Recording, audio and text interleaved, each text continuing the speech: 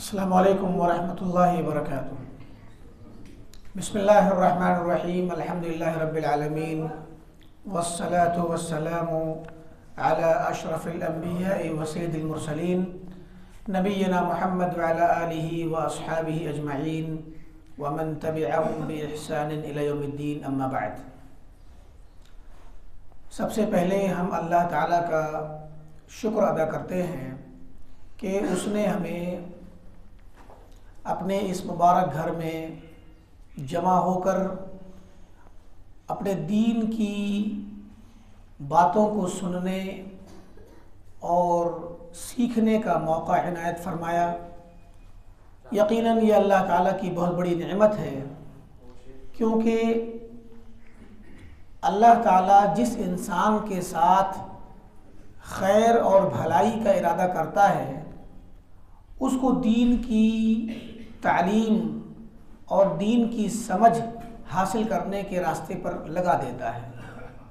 मैं युरिदिल्लाहु बिही खैरन युफ़क़्क़िहु फ़िद्दीन। अल्लाह ताला जिस इंसान के साथ खैर का इरादा करता है उसको दीन की फ़िक़्ह और समझदारी अता करता है।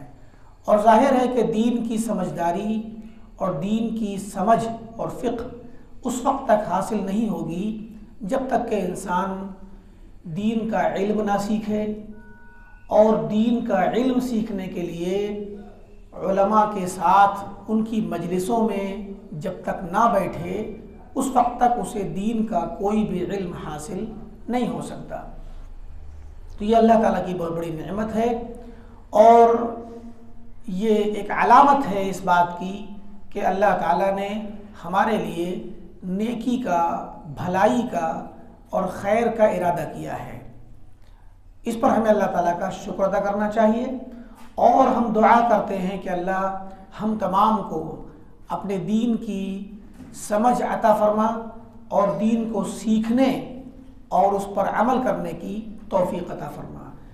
अल्लाह ताला के शुक्र के बाद मैं शुक्र अदा करूँगा इस प्रोग्राम के मुंतज़िमीन और ख़ुसूसी तौर पर ज़िले जमियत अहले हदीस कल्याण और अल-माहदुल इस्लामी के ज़िम्मेदारान और इस मस्जिद के ज़िम्मेदारान और तमाम वो मुताविनीन हज़रात जिन्होंने इस प्रोग्राम को और इस दौरा इल्मिया को रखने का एहतमाम किया, जिन्होंने कोशिश की कि हमारे दरमियान ये किताब पढ़ी जाए ताकि इस दर्स के वास्ते से जो लोग भी इसमें शरीक हों और जो लोग भी इसको लाइव सुने या जो बाद में सुने वो सब इससे इस्तिफ़ादा करें।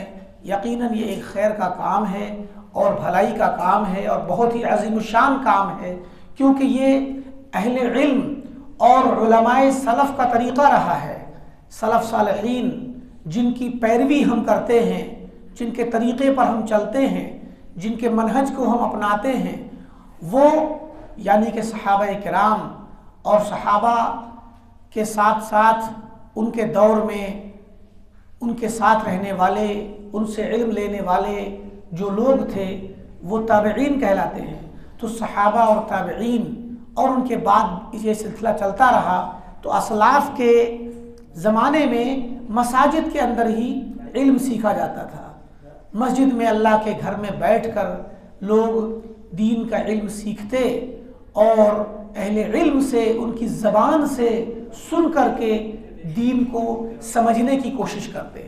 धीरे धीरे वक्त गुजरता गया और हालात तब्दील होते गए, ज़माना आगे आता गया और फिर किताबें लिखी जाने लगी, और किताबें लोग लिख करके कई कई नुस्खे रख लेते, फिर उसको बेचने लगे। पहले हाथों से लिखी जाती थी, उसके बाद फिर ज़माना धीरे धीरे और बढ़ा, फिर वो प्रिंट होने लगी। तो जब से किताबों का ज़माना शुरू हुआ तब से ये मसाजिद में लगने वाली मजलिसें धीरे धीरे कम हो गई और उलमा के दर्स भी धीरे धीरे कम हो गए। हालांकि ये रिवायत और ये सुन्नत और ये तरीक़ा आज भी मौजूद है, खुसूसी तौर पर अरबी ममालिक में, और उनमें भी खुसूसी तौर पर ममलकत सऊदी अरब में हरमैन शरीफैन में, मस्जिद नबवी और हरम शरीफ मक्का और उनके अलावा भी बहुत सारी मसाजिद में उलमा आज भी दर्स देते हैं और उनके दरमियान लोग बैठते हैं और बैठ कर के लोग इस्तिफ़ादा करते हैं। तो ये जो इस्तिफ़ादे का और इल्म का सिलसिला है आज भी ममलकत सऊदी अरब की मसाजिद में खुसूसी तौर पर और बहुत सारे ममालिक में अमूमी तौर पर ये चीज़ पाई जाती है। और ख़ुशी की बात है कि हमारे हिंदुस्तान में भी अल्हम्दुलिल्लाह ये सिलसिला शुरू हो गया है। एक अरसा हुआ उलमा ने मसाजिद के अंदर बैठकर अपने इल्म को फैलाने का काम शुरू किया है। और आज के दौर की जो अल्लाह ताला की नेमतें हैं, अगर उनको देखा जाए, बहुत सारी नेमतों में एक नेमत ये इंटरनेट का एक सिलसिला जो एक इसका मुस्बत पहलू है कि इसको इंटरनेट के ज़रिए पूरी दुनिया में पहुंचाया जाए और लोग इससे इस्तिफ़ादा करें। तो अल्हम्दुलिल्लाह ये सिलसिला हिंदुस्तान के मुख्तलिफ़ इलाक़ों में, हमने दिल्ली में भी शुरू किया है, यहाँ मुंबई में भी और अतराफ़ में भी चल रहा है, और भी अपने मुल्क के दीगर इलाक़ों में, दीगर सूबों में और मसाजिद में ये सिलसिला चल पड़ा है। अल्लाह ताला से हम दुआ करते हैं कि अल्लाह ताला इन तमाम हज़रात को जो दीन के इल्म का सिलसिला बाकायदा तरबियत के अंदाज़ में, दर्स के अंदाज़ में, किताबों को पढ़ने और पढ़ाने और किताबों की शरह करने के तरीक़े पर जो लोग इस सिलसिले को चला रहे हैं, अल्लाह ताला उन तमाम की काविशों को कबूल फरमा और इन सिलसिलों को हमेशा के लिए कायम व दायम रख, और इनके ज़रिए जो मकासद और जो फ़वाइद मकसूद हैं, तो उम्मत को अल्लाह ताला इन तमाम फ़वाइद से बहरावर फरमा और हम सब को तेरे दीन को और इस दीन के इल्म को सीखने की तौफ़ीक़ अता फरमा, ताकि हम इस इल्म को सीखें और इस पर अमल करें और उम्मत को और ख़ुसूसी तौर पर अपनी नस्लों को और नौजवानों को हम ये इल्म पहुँचा सकें और जोड़ सकें। हमारा फरीज़ा है, हमारी ज़िम्मेदारी है। हम सब लोग जो यहाँ मौजूद हैं वो और जो सुन रहे हैं वो सब लोग ज़रूरत इस बात की है कि हम इस दीन को सीखें भी और इन हलकों से खुसूसी तौर पर जो हफ्तावारी दर्स हैं, माहाना दर्स हैं, वो दुरूस जो किताबों की शक्ल में है खुसूसी तौर पर। वैसे तो आप किसी भी प्रोग्राम में शरीक होंगे, किसी भी तकरीर को सुनेंगे, किसी भी दर्स को सुनेंगे, वो फ़ायदे से खाली नहीं है, ज़रूर उसमें फ़ायदा है। खुतबा सुनते हैं उसका भी फ़ायदा है, और आम तकरीर सुनते हैं, जलसा सुनते हैं, उसका बहुत फ़ायदा है। लेकिन ये जो इल्मी दुरूस हैं, जो किताबों को पढ़ा करके मुनाकिद किए जाते हैं, इन दुरूस का सीखना या इनमें शरीक होना, ये बड़ा ही अजीमुशान फ़ायदे वाली चीज़ है। इसके अंदर बड़ा अजीम फ़ायदा मौजूद है और इसके जो फ़वाइद हैं उसका अंदाज़ा उस वक्त होता है जब एक शख्स इसको सीख करके, समझ करके अपनी ज़िंदगी में, रोज़मर्रा की ज़िंदगी में जब मशगूल होता है, तो फिर ये सारी की सारी चीज़ें उसको याद आती हैं और उसकी एक बेस बनती है। ये अहले इल्म कहते हैं कि ये जो दर्स है, ये जो दर्स की ये किताबों के पढ़ने का जो तरीक़ा है, ये मुसलमान के लिए बल्कि मोमिन के लिए ग़िज़ा है, मोमिन की ग़िज़ा है। ये एक हमारे दरमियान, हमारी ज़िंदगी में एक ऐसा बैकग्राउंड बनाता है, एक बेस बनाता है, ऐसा बेस बनाता है जो बेस हमारे दिलों के अंदर पैवस्त हो जाती है। और जब आगे के वक्त में हम ज़िंदगी के मशगूल होकर के ज़िंदगी के बहुत सारे हालात में हम गुज़रते हैं, तो ये किताबें और इनका इल्म हमें फ़ायदा देता है। क्यों? क्योंकि इन किताबों के ज़रिए हम एक तो जिस मौजू पर किताब होती है उस मौजू के मुतालिक बहुत सारी चीज़ें जान जाते हैं। उसके बाद ये किताब भी किसी आलिम की होती है और पढ़ाने वाला भी आलिम होता है, तो गोया दो आलिमों के साथ आप एक साथ चल रहे होते हैं। एक तो वो आलिम जिसने आपको समझाया, पढ़ाया, दर्स दिया, वजाहत की, वो भी कोई ना कोई आलिम होंगे जिनके दर्स में आप शरीक होंगे। और जब वो कोई किताब पढ़ाएंगे तो वो किताब भी कम अज़ कम एक आलिम की ज़रूर होगी। वरना अभी देखें आप, ये जो किताब हमारे सामने है, कुन सलफ़ियन अलल जाद्दा, कुन सलफ़ियन अलल जाद्दा का मतलब है कि सलफ़ी बनकर के रहो और सलफ़ियत की जो जाद्दा यानी तरीक़ा है, जो रास्ता है, हकीकी राह, शाहराह है, शाहराह, उस शाहराह सलफियत पर कायम और दायम रहो। इस किताब को लिखने वाले मुसन्निफ तो एक हैं, शेख अब्दुस्सलाम बिन सालिम अस्सुहैमी, शेख अब्दुस्सलाम सुहैमी, ये जामिया इस्लामिया मदीना तैयबा के उस्ताद हैं। तो अब मुसन्निफ तो इसके एक हैं, राइटर तो इसके एक हैं, मगर इस किताब को तीन उलमा ने इस किताब को देखा है, पढ़ा है, अप्रूव किया है, रिकमेंड किया है। पढ़ने के बाद इसके मुताल्लिक अपने तासुरात दिए हैं, जिनमें सबसे पहले नाम है माली शेख अद्दुक्तूर सालिह बिन फौजान अल फौजान। ये इस वक्त सऊदी अरब के हालिया मुफ्ती आज़म हैं। सऊदी अरब के ममलकत सऊदी अरब में जो इफ्ता और मुफ्ती का जो एक मकाम है, मुफ्ती आज़म यानी पूरे मुल्क का एक मुफ्ती, वो हैं ये इस वक्त।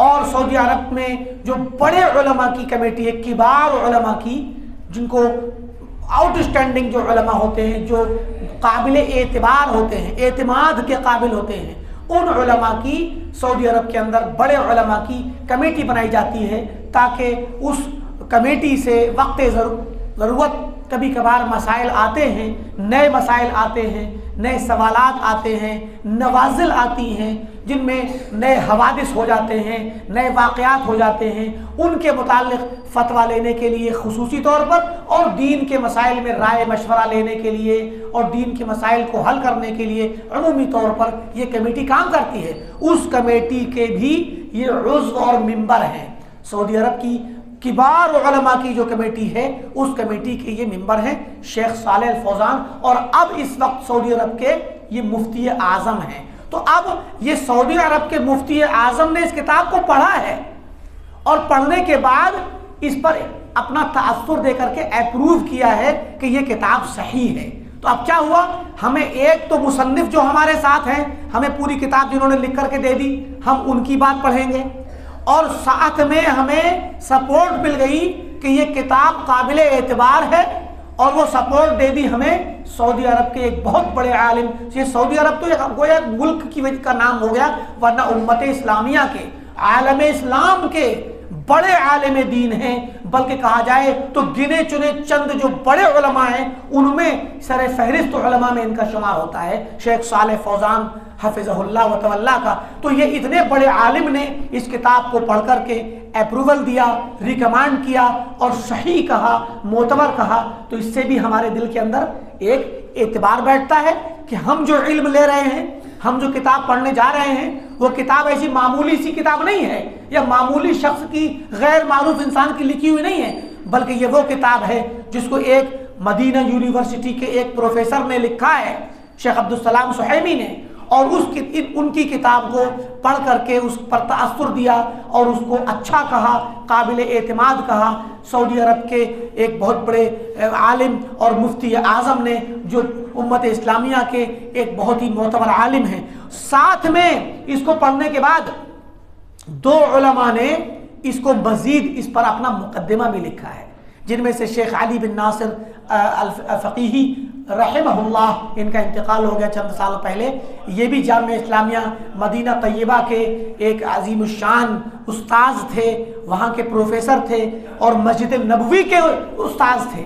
ये शेख अली नासिर अल फ़क़ीही मस्जिद नबवी में, प्यारे नबी सल्लल्लाहु अलैहि वसल्लम की मस्जिद नबवी में ये दर्स दिया करते थे, इसी तरीके से जैसे हम आज इस मस्जिद में बैठे हैं। तो ये शेख अली नासिर फ़क़ीही, इन्होंने भी इस किताब पर मुकदमा लिख करके, तकरीज़ लिख करके इस किताब की अहमियत को वाज़ेह किया है और मोतबर करार दिया है। और साथ में ये सलफ़ी उलमा में बड़े आलिम दीन, जिनका अभी दो चार साल पहले इंतकाल हुआ, शेख उबैद बिन अब्दुल्लाह अल जाबिरी, शेख उबैद जाबिरी, ये भी जामिया इस्लामिया के असातिज़ा में से रहे हैं। तो ये सब ये वो अज़ीमुश्शान उलमा हैं, बड़े पाए के उलमा हैं, जिन्होंने इस किताब को पढ़कर के सराहा है, इसकी तारीफ की है और ये कहा है कि जो कुछ भी इस किताब में लिखा गया है काबिल एतमाद है। तो कम से कम आप देखिए कि इस किताब को इसके सरे वरक पर, इसके टाइटल पेज पर 4 लोगों के नाम तो पहले मिल रहे हैं आपको। एक मुसन्निफ का नाम और 3 वो उलमा जिन्होंने इसको पढ़ा और इस पर तासुर दिए। तो गोया आपको एक साथ 4 उलमा की नज़र से गुजरी हुई किताब आपको पढ़ने मिल रही है और उसको सुनने मिल रही है। और इन 4 उलमा के बाद इस किताब के अंदर तो बेशुमार उलमा के अक़वाल हैं।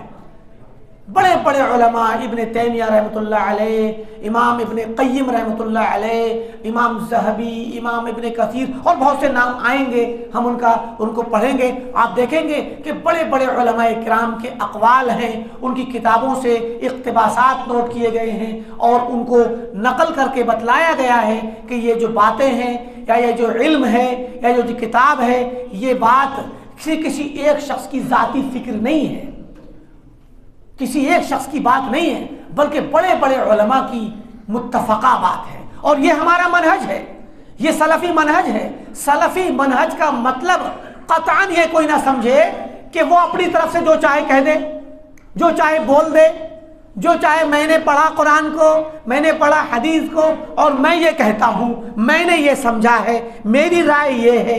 ये सलफ़ी मनहज में नहीं चलता। सलफियत में अहले हदीसों के यहाँ ये नहीं चलता। कोई कहे कि मेरी तो समझ में ये आया है, मेरी राय ये है, मेरा सोचना और कहना ये है। नहीं, आप कौन हैं? कौन है आप? आसमान से आप पर वही आई है क्या? कौन है आप? आपको अल्लाह ने कोई तमगा दिया है, कोई सनद दी है कि फलां साहब बोले और जो वो समझ के बतलाएं वही चीज़ काबिल एतबार होगी है? और इस पर मजीद ऐसे हालात आ जाएं कि कोई इंसान उठे, ना तो उसने दीन का इल्म सीखा हो, ना अरबी ज़बान सीखी हो, ना उलमा के साथ बैठा हो, ना मदरसों में जाकर तालीम ली हो, ना उलमा की सोहबत से मारूफ हो, और वो उठ करके आए और उस दीन की ट्रांसलेशन के ज़रिए किताबें पढ़े, तर्जमे के साथ कुरान को तर्जमा पढ़े, इंग्लिश में, हिंदी में, उर्दू में, किसी भी ज़बान में, और कुरान का तर्जमा या बाज़ अहादीस का तर्जमा या बाज़ फतवों का तर्जमा पढ़े और पढ़ने के बाद ये दावा करे कि जो मैंने समझा है वो सबसे सही है। तो ये तो सबसे बड़ी मुसीबत है। ऐसा शख्स सलफी हो ही नहीं सकता, ऐसा शख्स अहले हदीस हो ही नहीं सकता जो खुद के बारे में दावा करे कि मैंने जो समझा है वही सही है। क्योंकि सलफी का मतलब ही है कि आप जो कह रहे हैं ना, उसको पहले सलफ ने कहा हो, वो बात सलफ से होकर के आई हो, वो सलफ से मुंतकिल होकर के आई हो, तभी ये बात मानी जाएगी। हमारे यहाँ सलफी असल में एक चीज सलफी है। सलफी जो है अकीदा और जो भी दीन की बातें हैं वो सलफी हैं, और उनको कहने वाला भी सलफी है। तो अब आपके सामने जो इंसान बात रखता है और आपको जो तालीम देता है, उसके बाद 2 चीज सलफी होनी चाहिए। एक तो वो शख्स सलफी और अहले हदीस हो, और दूसरी वो बात भी सलफी हो जो बात वो कहता है। अब बात कैसे सलफी होगी? बात ऐसे सलफी होगी कि बात सलफ के जरिए से समझी गई हो, सलफ के जरिए से आई हो। अब कुरान की आयत आपने पढ़ी, कुरान का तर्जमा आपने किया, तो बिलाशुबा सलफ का और अहलुल हदीस का पहला सरचश्मा जहां से हम इल्म को लेते हैं वो कुरान करीम ही तो है, और साथ में सुन्नत नबवी है। तो अब यहां तक तो बात ओके हो गई कि कुरान की आयत है, लेकिन कुरान की आयत आप उठा करके कहें कि इसका मतलब ये है, और आपका बयान किया हुआ मतलब इत्तिफाक से साबिकीन और सलफ सालिहीन की समझ और उनके बतलाए हुए मफहूम से मुख्तलिफ हो, तो फिर अब आपकी तफसीर और आपकी समझ ये सलफी नहीं रही। वो नस और वो आयत तो सलफी है इसलिए कि कुरान से आई है, लेकिन आयत का मफहूम, उसका मायना ये सलफी नहीं है, क्योंकि ये आपका अपना समझा हुआ है। और जैसे कि मैंने अभी कहा कि कोई इंसान जो मदरसे में नहीं पढ़ा, जो उलमा के साथ नहीं बैठा, जिसने अरबी ज़बान नहीं सीखी, जिसने दीनी उलूम को नहीं सीखा, वो इंसान खुद पढ़ कर के पहले तफसीर करे और कहे कि मैं जो समझता हूँ वही सही है, ये भी गलत है, ये मोतबर नहीं। और ऊपर से कोई इंसान ये कहे कि अब तक जितने लोगों ने समझा था, अब तक जिन लोगों ने दीन की वजाहत की थी वो गलत थी, आज तक किसी ने इस्लाम को समझा ही नहीं, मैंने समझा सबसे पहले। यानी आज तक उम्मत मुस्लिमा दीन को सही तरीके से नहीं समझ पा रही थी। और ये जो उलमा है, मदरसों में पढ़ने वाले, पढ़ाने वाले, मस्जिदों में खुतबा देने वाले, ये दीन को समझते ही नहीं है। दीन की असल रूह क्या है, दीन का मफहूम क्या है, दीन को कायम करने का मतलब क्या है, और दीन की दावत का असल मकसूद क्या है। तो क्या कहा, मैंने समझा है, अब तक किसी ने नहीं समझा। और क्या समझा मैंने ये समझा कि दीन असल में सियासत का नाम है। दीन क्या है, सियासत का नाम है। दीन आया है सियासत करने, अंबिया आए थे सियासत करने। अंबिया ये दीनी रहनुमा नहीं थे, सियासी कायद और रहनुमा थे। और अंबिया का झगड़ा अपनी कौमों से अल्लाह के सामने सर टिकवाने के लिए नहीं था, बल्कि हाकमियत को कायम करने के लिए था, खिलाफत को कायम करने के लिए था, रियासत को कायम करने के लिए था। ये असल मकसद है। और ये जो सलात है, ये सियाम है, नमाज रोज़ा, हज है, ज़कात है, और जितनी भी इबादतें हैं, ये असल मकसूद नहीं है। ये तो एक ज़राए है, ट्रेनिंग है, परेड है, ये मिलिट्री की परेड है। ये सब ज़राए हैं एक बड़े मकसद की तरफ ले जाने के लिए, और वो मकसद आज़म है इकामत दीन। इकामत दीन, हुकूमत इलाहिया, इस्लामी रियासत। लिहाजा दीन के ज़रिए दावत अगर करनी है तो वो दावत का मकसद इकामत इलाहिया हो, इकामत हुकूमत इलाहिया हो, और दीन इस्लाम की हुकूमत नाफिज करना वाजिब है। और जिनके हाथों में हुकूमत और इक़्तिदार की कुंजियां हैं, उनसे छीनना ज़रूरी है। ये है मेरी फ़िक्र का खुलासा। तो ये मैंने समझा, आज तक किसी ने नहीं समझा। तो अगर कोई ऐसा कहे तो आप सीधे कह दीजिए ये आपकी जो बात है, ये बात ना तो आप सलफ़ी हैं, ना आपकी बात सलफ़ी है। क्योंकि ये बात सलफ़ी शख्स तो कह ही नहीं सकता, क्योंकि सलफ़ी शख्स तो वो बात कहता है जो सलफ़ ने कही हो। आप अपनी बात पर आपसे पहले के उलमा में से किसने ये बात कही है, बताइए ज़रा। क्या सहाबा ने ये तफसीर की है दीन की जो आपने की? क्या सहाबा के बाद ताबईन ने की कि दीन आया है रियासत कायम करने के लिए? क्या ताबईन के बाद तबा ताबईन ने, अइम्मा मुज्तहिदीन ने, जो बड़े बड़े अइम्मा थे, इमाम अबू हनीफा, इमाम शाफी, इमाम मालिक, इमाम अहमद, और इनके अलावा जो अइम्मा हदीस थे, इमाम बुखारी, इमाम मुस्लिम, तिरमिजी, नसई, इब्न माजा, और बहुत सारे उलमा, और बड़े बड़े वो उलमा, उलमाए सुन्नत और अकीदा और इस्लाह के बड़े बड़े उलमा जो हर ज़माने में मशहूर हुए, तसलसल से बताओ ये बात पहले किसने कही है? क्यों? क्योंकि अगर आप ये कहोगे कि नहीं नहीं पहले के लोगों ने नहीं कही, मैंने समझी है, तो फिर गोया दीन को पूरे तौर पे आपने ही समझ लिया, आपसे पहले किसी ने समझा ही नहीं। तो ये बात लौट के कहाँ जाएगी कि अब तक दीन न समझा गया न उस पर अमल किया गया। जब समझा ही नहीं जाएगा तो अमल कहाँ से होगा? तो सवाल यह है कि मुअल्लिम अव्वल जो इस उम्मत के थे, अल्लाह के नबी मोहम्मद अरबी सल्लल्लाहु अलैहि वसल्लम, आपने तो कही होगी, आपने तो सहाबा को समझाया होगा, या आपने भी नहीं समझाया? तो पहले मुअल्लिम तो फिर आप ही हुए, तब तो फिर ये दीन इस्लाम नहीं है। ये आपकी अपने दिमाग की उपज है, आपके अपने दिमाग और अपनी अक्ल का ये सोचा समझा और पैदा किया हुआ एक फार्मूला है। लिहाजा आपका फार्मूला आपको मुबारक हो। तो ये आप देखें, बात चल रही थी कि ये किताबें जब हम पढ़ते हैं तो इनके ज़रिए हमें उलमा का साथ मिलता है, उलमा की बातें हमें पढ़ने और सुनने और सीखने मिलती हैं। हमें एतमाद मिलता है कि ये जो बातें हम सुन रहे हैं, जो हम पढ़ रहे हैं, काबिल एतबार है। ज़्यादा तफसील में ना जाते हुए अब हम अपनी किताब के मशमूलात की तरफ आते हैं। शुरू में मुसन्निफ़ रहमहुल्लाह ने अपने इन उलमा के अक़वाल को और इनकी लिखी हुई उन तासुरात को पेश किया है जो इन उलमा ने लिख कर के यहाँ पर इस किताब में के लिए भेजे थे, और मुसन्निफ़ की किताब के मुताल्लिक़ अपने तासुरात दिए थे। फिर मुसन्निफ़ रहमहुल्लाह हफ़िज़हुल्लाह ने इस किताब के मुताल्लिक़ एक अमूमी बातें कही हैं मुक़द्दिमे के तौर पे।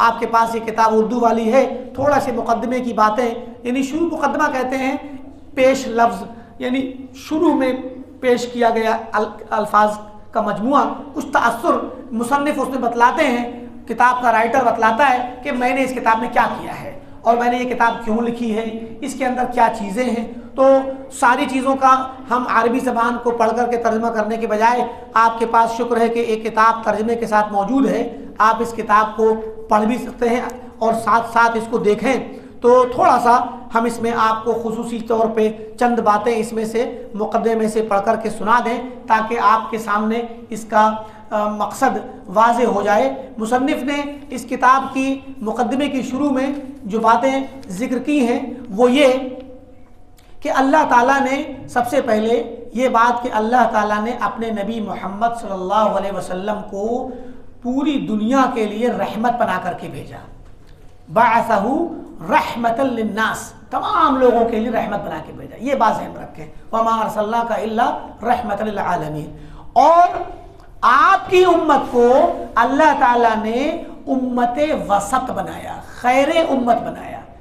वसत का मतलब दरमियानी उम्मत, ऐसी दरमियानी, ऐसी राह एतदाल पर चलने वाली मोतदिल उम्मत कि न जिसके यहाँ एक साइड की इंतहा पर पसंदी है, इंतहा पसंदी एक्सट्रीमिज्म जिसे कहते हैं कि गुलू करना, इफरात करना, न उसके यहाँ तफरीत है। तफरीत कहते हैं कि बिल्कुल लापरवाह होकर के छोड़ देना, यानी दीन ही के मसले को ले लीजिए। अब दीन के मसले में अगर कोई इंसान मिसाल है कि 5 वक्त की नमाज पढ़ता है तो ठीक है, ये फ़राइज़ हैं और इसके साथ सुन्नतों का भी एहतमाम करता है। एक शख्स है जो दीन के मामले में इतना ज़्यादा आगे निकल जाना चाहता है कि वो 5 वक्त की सलात पढ़ने के बाद और उसके बाद सुन्नतें पढ़ने के बाद नवाफिल पढ़ता है, और नवाफिल भी इतने कि अब सुबह फजर पढ़ने के बाद जब सूरज निकल आया तो अब सुबह से लेकर दोपहर तक वो मस्जिद ही में पढ़ा रहे या घर के किसी कोने में बैठ करके दोपहर तक नवाफिल ही पढ़ता रहे। फिर ज़ोहर की नमाज पढ़े, ज़ोहर के बाद फिर नवाफिल पढ़े, फिर असर की नमाज पढ़े। अब असर के बाद चूंकि नवाफिल नहीं पढ़ सकते आप तो कुरान पढ़ता रहे, जिक्र में लगा रहे। फिर मगरिब की नमाज पढ़ने के बाद सुन्नतें पढ़ना, फिर नफल नमाजें शुरू कर दे, और फिर इशा की नमाज पढ़ने के बाद अब रात में सोए ही ना, सोए तो थोड़ा झटके लग गए, फिर रात भर जागे, दिन में रोजा रखे, पूरी रात जागे, रोजाना रोजा रखे और पूरा पूरा दिन नवाफिल में गुजारे, कुरान की तिलावत में गुजारे और जिक्र में, अज़कार में गुजारे। बज़ाहिर ये आदमी बड़े अच्छे काम कर रहा है, बहुत अच्छे काम करता है कि अल्लाह को खुश करने वाले काम। उसने जिंदगी का कोई वक्त 1 मिनट भी ज़ाय नहीं किया, लेकिन ये अल्लाह को पसंद नहीं है, अल्लाह के नबी सल्लल्लाहु अलैहि वसल्लम को पसंद नहीं कि सारा वक्त आप 24 घंटे इबादत में लगा दें। नहीं, ये मकसूद नहीं है। पूरी पूरी रात जागें और रोजाना रोजा रखें। अब जाहिर है आप नौजवान होंगे या बच्चे होंगे और बड़े हो जाएंगे, नौजवान हो जाएंगे तो घर वाले कहेंगे बेटे शादी कर लो, क्योंकि शादी तो इंसानी ज़रूरत है। आप कहेंगे भाई मुझे फुर्सत ही नहीं है शादी की, मैं दिन भर नमाज पढ़ता हूँ, रोज़ा रखता हूँ, रात में तहज्जुद भी पढ़ता हूँ, रात भर जागता हूँ मैं, तो मेरे पास तो ना पैसा कमाने का वक्त है, मुझे तो रूखी सूखी रोटी मिल जाए थोड़ी सी उससे मैं गुजारा कर लेता हूँ, तो मैं अपने लिए नहीं कमाता तो बीवी को कमा कहाँ से खिलाऊंगा, फिर बच्चों को कहाँ से खिलाऊंगा, लिहाजा मुझे शादी नहीं करनी है। मैं तो अल्लाह के लिए अपने आप को मैंने वक्फ कर दिया है, मैं अल्लाह ताला के लिए पूरा वक्त लगाने वाला हूँ, मैं हर वक्त अल्लाह के साथ मशगूल हूँ। तो ऐसा शख्स शरीयत में पसंदीदा नहीं है। अल्लाह के नबी सल्लल्लाहु अलैहि वसल्लम के पास कुछ लोग आए पता करने के लिए, मशहूर वाक़या आप जानते हैं, और आप जब नहीं मिले तो अम्मा आयशा सिद्दीक़ा रज़ियल्लाहु ताला अन्हा से पूछ लिया। तो आपने पूछा क्या बात थी, तो उन्होंने कहा कि हम चाहते थे कि पता करें कि नबी सल्लल्लाहु अलैहि वसल्लम की इबादत और रोज़मर्रा ज़िंदगी में आपका क्या तरीक़ा है। तो बताया गया कि आप कैसे कैसे इबादत करते हैं। तो उन्हें लगा कि नबी सल्लल्लाहु अलैहि वसल्लम थोड़ी सी इबादत इसलिए करते हैं कि आपको तो अल्लाह ताला ने पहले ही से माफ़ कर रखा है, लेकिन हम अगर आपकी तरह थोड़ी सी इबादत करेंगे तो हम तो माफ़ हमारा कहाँ माफ़ी का कोई काम है, हम हमारे लिए काफ़ी नहीं होगी। लिहाजा एक कहने लगा कि मस्जिद में, यानी हम मस्जिद में बात कर रहे हैं और अल्लाह के नबी सल्लम का जो घर और कमरे होते थे, जैसे इस दीवार के यहाँ दरवाज़ा हो तो बराबर में जो कमरा है वो अम्मा आयशा का कमरा होता था, दरवाजे पे यहाँ पर किवाड़ लगी हुई थी। तो अब वो यहाँ बैठ के बातें कर रहे हैं तो वो सुन रही है, पीछे से घर में अंदर आवाज़ आ रही है। एक ने कहा कि भाई मैं तो पूरी रात जागा करूंगा, मैं रात में सोऊंगा ही नहीं, मैं पूरी रात अल्लाह की इबादत करूंगा, 1 मिनट भी नहीं सोऊंगा, ताकि मैं ज्यादा से ज्यादा वक्त लगा करके अल्लाह को खुश करूं। तो अब एक ने सोचा कि आप अगर रात भर इबादत करेंगे तो एक ने कहा कि मैं रोजाना रोजा रखूंगा, रोज रखूंगा, रोजाना सौम और श्याम रखूंगा, मैं कभी भी बगैर रोजे के 1 दिन भी नहीं छोड़ूंगा, ताकि मैं ज्यादा काम करूंगा तो अल्लाह ताला खुश होगा। एक ने कहा कि भाई देखो, नमाज रोजा तो हो जाता है, लेकिन शादी अगर आपने कर ली तो आपकी सारी जिंदगी तो बीवी को मनाने में, उसकी फरमाइशें पूरी करने में, बच्चों के लिए कमाने में लग जाएगी, तो मैं तो भाई शादी ही नहीं करूंगा, ताकि जब खाली रहूंगा तो फिर नमाज भी ठीक से पढ़ूंगा, कुरान भी पढ़ूंगा, इबादतें करूंगा और अल्लाह ताला के लिए रोजे भी रखूंगा और सारे दीनी काम करूंगा। ये बातें उम्मुल मोमिनीन सुन रही थी और वो लोग आपस में मुआहदा करके चले गए। जाने के बाद फिर जब किसी वक्त नबी सल्लल्लाहु अलैहि वसल्लम घर में आए तो आपसे तज़किरा किया गया। जब नबी सल्लल्लाहु अलैहि वसल्लम के सामने ये बात आई, एकदम आप नाराज हो गए, सख्त, और एक सख्त मौक़िफ़ इख्तियार करते हुए आपने फौरी रिएक्शन किया, मस्जिद में गए, बुलाया, बिलाल लोगों को बुलाओ, इकट्ठा किया, सारे सहाबा जो मौजूद थे सब पहुंचे और मिंबर पे खड़े होकर आपने तकरीर की, नाराजगी का इजहार किया और कहा कि क्या हो गया है कुछ लोगों को, इस तरह की बातें करते हैं। कोई कहता है कि मैं रात भर जागूंगा, कोई कहता है मैं शादी ही नहीं करूंगा, कोई कहता है दिन भर रोजाना रोजा रखूंगा। फरमाया मैं रात में जागता भी हूं तहज्जुद में, लेकिन सोता भी हूं। मैं रोजा रखता हूं आज एक दिन, दूसरे दिन नहीं भी रखता हूं, हमेशा रोजा नहीं रखता, आज भी, कल भी, परसों भी, पूरा हफ्ता, पूरा महीना, पूरा साल मैं ऐसा नहीं करता, रोजा रखता हूं लेकिन छोड़ भी देता हूं। और मैंने शादियां भी की हैं, मैंने अल्लाह की इबादत करने के लिए शादी से दूरी इख्तियार नहीं की, बल्कि मैंने निकाह ही किया है, शादियां हैं, मेरी बीवियां हैं, लिहाजा ये मेरी सुन्नत है और जो मेरी सुन्नत से हटेगा उसका मुझसे कोई वास्ता नहीं, कोई मेरे साथ कोई रिश्ता नहीं मेरे साथ। आप देखें तो ये दरमियानी क्या चीज होगी। अब एक इंसान तो इबादत में ऐसे बह जाए और दूसरा इंसान न सिर्फ ये कि इस तरह की चीजों में ज्यादा दूर ना जाए, बल्कि वो 5 वक्त नमाज भी ना पढ़े, वो रोजा भी ना रखे सिरे से, मुकम्मल तौर पे दीन को छोड़ दे, जो हमारे यहाँ आमतौर पे लोगों के यहाँ पाया जाता है। तो ये एक तरफ बहुत ज्यादा करने वाला इफरात वाला मामला है और दूसरी तरफ कुछ ना करने वाला लापरवाही वाला मामला है। ये दोनों इंतहा पसंदी हैं।